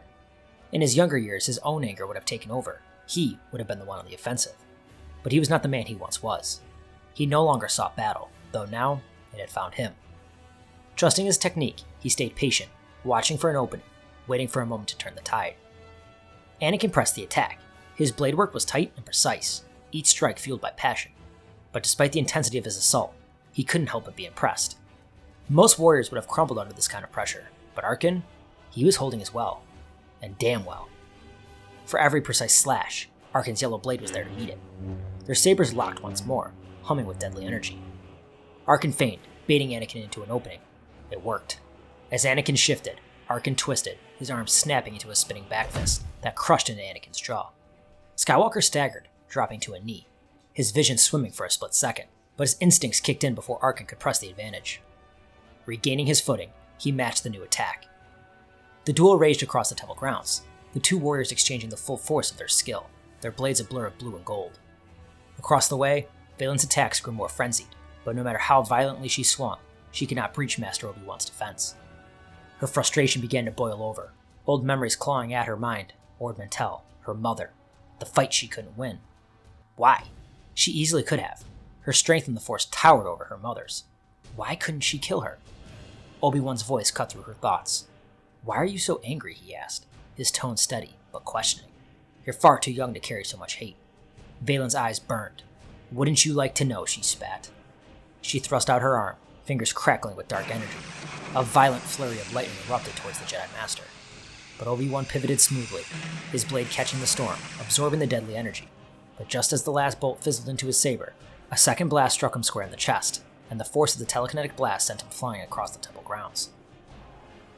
The initial clash would be evenly matched, with neither side gaining a decisive advantage. Anakin and Arcann would exchange a relentless series of blows, each striving to outmaneuver the other. Anakin's aggressive, direct Form 5 clashed against Arcann's unpredictable, chaotic Juyo, creating a duel of sheer power versus refined ferocity. While both warriors would land occasional strikes, likely in the form of physical blows, a lethal hit would remain elusive. Meanwhile, Obi-Wan's battle with Vaylin was far more straightforward. Settling into his unshakable Sarisu, Obi-Wan formed an impenetrable defensive wall, effortlessly deflecting every strike from Vaylin's blade. No matter how fast or vicious Vaylin attacks, I could not see her breaking through. However, the dynamic shifts slightly when she goes to incorporate her Force abilities. If given time to gather her strength, Kenobi would sense the buildup and brace accordingly, mitigating the impact. But when Vaylin used her powers, with subtlety and overwhelming speed, she could create brief openings, moments where even the negotiator might be forced to his knees. Obi-Wan rolled over, reaching out with the Force to summon his lightsaber. As the hilt snapped into his grasp, he ignited the blade, just in time to intercept Vaylin's coup de grace. Die, old man, she snarled, raising her weapon to strike again. But Kenobi had already recovered. With a swift leg sweep, he knocked Vaylin off balance, just as her blow was about to land. Recognizing the sheer power she wielded through the Force, he quickly adjusted his strategy, keeping the fight centered on their blades, staying close to her, preventing her from gaining the distance she needed to unleash her overwhelming strength. As their duel raged on, Anakin's attacks grew fiercer. His frustration was mounting, and with it, so was his anger. Arcann could sense it. The raw power surging through Skywalker was unlike anything he had ever faced. Fortunately for Arcann, his own offensive was proving effective. His chaotic fluid blade work was difficult to predict, his strikes coming from every conceivable angle. Adding to the unpredictability, he seamlessly wove his Force abilities into their duel, keeping Anakin constantly on edge. The two warriors clashed up and down the battlefield, their fight an awe-inspiring showcase of both lightsaber mastery and raw Force prowess. Vaylin, meanwhile, was also growing increasingly frustrated. Though she had landed several blows, she had yet to break the man before her, let alone kill him. Worse still, Kenobi was pressing the attack, keeping her pinned down, leaving her with no space to breathe. Every time she attempted to create distance, he was right back in her face. Then, he spoke. "Let me help you," Obi-Wan said, his voice steady. "Let me help you rid yourself of your pain." It was the last thing she wanted to hear. "You know nothing," she shrieked, slashing furiously at his head. Obi-Wan knew nothing of the torment she had endured, but if he kept running his mouth, she would make sure he felt even a fraction of it. The mid-fight would occur when Anakin's anger begins to strengthen his attacks, and when Arcann would start to incorporate more of his potent Force powers. This would lead to openings for both men, Skywalker's blade hunting for holes when Arcann opens up to the Force, and Arkann's when and if one of his Force attacks managed to hit home. Vaylin and Obi-Wan would continue their back and forth, Vaylin dictating the action of the fight, occasionally landing with her Force powers, but unable to break through. Kenobi would still be unable to counter with the sheer speed Vaylin was playing with, but as long as he remained vigilant of her Force abilities, he would remain okay. In addition, if he leaned further into his psychological warfare, peppering their duel with his trademark snark, Vaylin's frustration could drive her into reckless aggression, her rage making her attacks more erratic, as her desire to kill the Jedi Master consumes her. Flashes of deep blue and dandelion yellow illuminated the battlefield as the fierce duel raged on. The raw display of power was unparalleled, artful blade work seemingly intertwined with masterful command of the Force, a spectacle to behold. Though Vaylin seemed to be gaining the upper hand, Arcann found himself growing uneasy. Few had ever matched his skill with a blade, and even then, his dominance in the Force had always secured his victory. But this time was different. His abilities were not overwhelming his opponents, and the Jedi's power rivaled, and perhaps even surpassed his own. He knew he would have to dig deep to maintain clarity amidst the chaos. His opponent's technique was formidable, but Arcann had landed blows. Now, he needed only to find the decisive one. The two warriors clashed across the open field, their battle shifting southward, while Vaylin and Obi-Wan dueled their way north towards the Grand Temple. Anakin's focus sharpened. The Eternal's power had staggered him momentarily, but now he understood its extent. Confidence surged through him as he reignited his assault, calling upon his fury to fuel both his strength and speed. He pressed forward, forcing Arcann onto the defensive. Sensing the danger, Arcann attempted to counter before Anakin's momentum could take hold. He sidestepped a vicious overhead slash meant to cleave him in two, and retaliated with a low strike aimed at the Jedi's knees. Anakin vaulted over the attack, but before he could regain his footing, a blast of force energy struck his chest, hurling him backward. Anakin crashed against the ground, momentarily stunned. Yet through sheer muscle memory, his blade ignited once more, just in time to meet Arcann's. Seizing the moment, Arcann launched into a relentless assault, precise, chaotic, and utterly overwhelming. He drove the Chosen One back, pressing the advantage, and then he saw it, the opening he had been waiting for. Raising his blade, Arcann prepared to strike Arcann down, but before his weapon could descend, a strange sensation washed over him, an icy chill, followed by searing pain. His fingers lost their grip, and his weapon clattered to the ground. Staggering, he looked down to see a brilliant blue beam piercing through his liver. The world faded cold, then silent, then nothing at all, as his body crumpled to the ground below. Kenobi, meanwhile, held firm against Vaylin's relentless assault. Her lightsaber strikes were crude, lacking the refined elegance of Count Dooku's technique, or the relentless ferocity of General Grievous. And yet, he noticed something. Her attacks were slowing. His defense was never in question, but the true danger lay elsewhere. Her mastery of the Force was unlike anything he had encountered. He had felt great power before. Yoda, Windu, even Anakin irradiated with strength. But this woman, she might surpass them all. Still, something about her reminded him of Asajj Ventress, the tormented warrior he had clashed with time and time again. He had once clung to the faint glimmer of light within her, and in the end, he had been right. In what seemed to be her final moments on Baz Pity, she had warned him the center of the galaxy was key. She had spoken the truth. Soon after, the Separatists launched their full-scale assault on Coruscant. Now, as he faced Vaylin, he felt that same conviction. She was a tortured soul, and perhaps with compassion, with the Jedi way, she could be saved. His thoughts were wrenched back to reality as a surge of crackling force lightning erupted from her fingertips.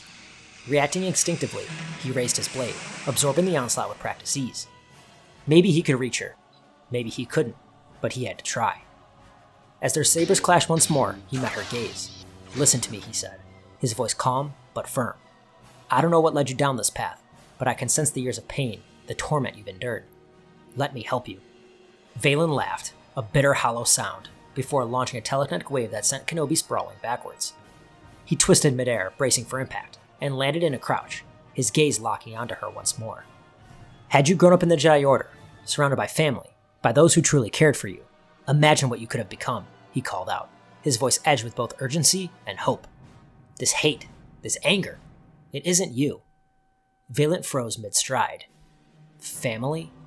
The word dripped from her lips like venom. "Family?" she repeated, the fury in her voice swelling. Memories crashed through her mind. Her mother, the woman who had abandoned her to the cruel hands of her father.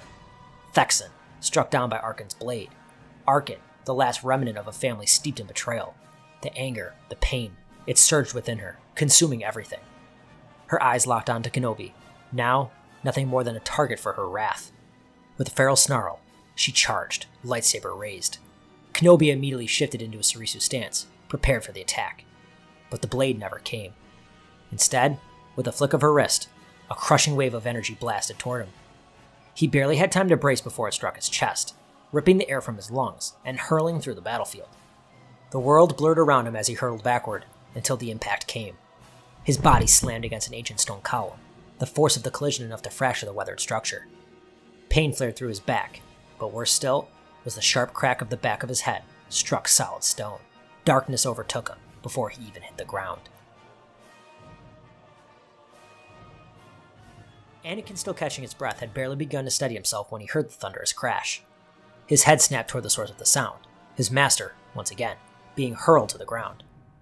"Master!" he shouted, his voice raw with panic. Without hesitation, he sprinted north toward the temple, where the mysterious woman stood poised to strike Obi-Wan down. He screamed again, but this time, he called upon the Force. The sheer power behind his cry sent tremors through the debris-strewn battlefield, shaking the very ground beneath them. Vaylin, her rage momentarily disrupted, turned to face him just as he closed the distance. With a furious streak of her own, she charged. Anakin struck first, his blade fueled by pure determination, crashed against hers with an overwhelming force, sending her staggering backward. The battle was wearing on her. She could feel it in the burn of her arms, the strain in her muscles as she struggled to deflect his relentless assault. But Anakin refused to let up. His master lay helpless. His own fate was uncertain. If he failed now, Obi-Wan would die, if he hadn't already.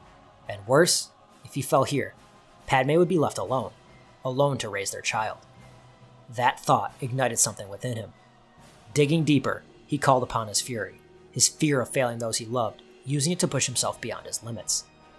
His attacks became faster, stronger, driving Vaylin further back.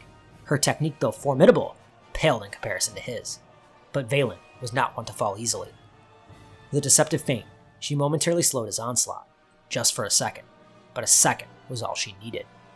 With a devastating wave of force energy, she sent Anakin hurtling backward. He crashed against the ground, his frustration boiled over. But before he could rise, he saw it, her eyes shifting, glowing an unnatural shade of violet. "Enough!" she bellowed. The air crackled with dark energy. Lightning erupted around her, lashing out wildly, while the very temple itself seemed to tremble. Stones and debris were ripped off the ground, swirling into a violent storm with Vaylin at its center. Anakin barely managed to throw up a force shield in time to deflect a massive stone from shattering his skull. "Die!" Vaylin shrieked, her storm growing in fury. Anakin clenched his jaw. There was only one way to stop her. He had to step in the maelstrom. He forced himself forward, step by agonizing step, the sheer power of the storm pushing against him with crushing intensity. Every moment felt like wading through a tidal wave. But whenever doubt crept in, he thought of Padme, their child. He thought of Obi-Wan. He could not fail them. Through sheer willpower, Anakin reached the eye of the storm. With one swift, decisive strike, his blade slashed through Vaylin. She let out a final piercing scream of fury, and then silence. The storm collapsed in an instant, her body crumpled to the ground. Anakin stood there, utterly drained, staring down at her fallen form. A pulse of dark side energy burst from her, staggering him briefly. But then, at last, the chaos was gone. No more threats, no more destruction, just the distant clash of waves against the shore, the chirping of wildlife, and the gentle breeze against his skin. Clipping his lightsaber to his belt, he turned and ran to Obi-Wan. He pressed 2 fingers to his master's neck. There was a pulse. Relief flooded through him. Without hesitation, he hoisted Obi-Wan over his shoulder and carried him toward their fighters. As they reached the ships, Obi-Wan stirred, groaning, as he regained consciousness. "Master, are you all right?" Anakin asked, concern evident in his voice. "I'm fine, Anakin," Obi-Wan replied, pressing a hand on his forehead, still dazed, no doubt concussed. Anakin smirked. "Does this one count?" Obi-Wan blinked in confusion. "What?" "The 10th time," Anakin clarified. "Since you insist Cato Nemoidia doesn't count, this would be the 10th time I've saved your skin." Obi-Wan sighed, shaking his head with a knowing smile. "Anakin, we are not doing this now." Still grinning, Anakin climbed into his fighter, and moments later, the 2 Jedi took off, leaving the battlefield behind as they soared back towards Republic space.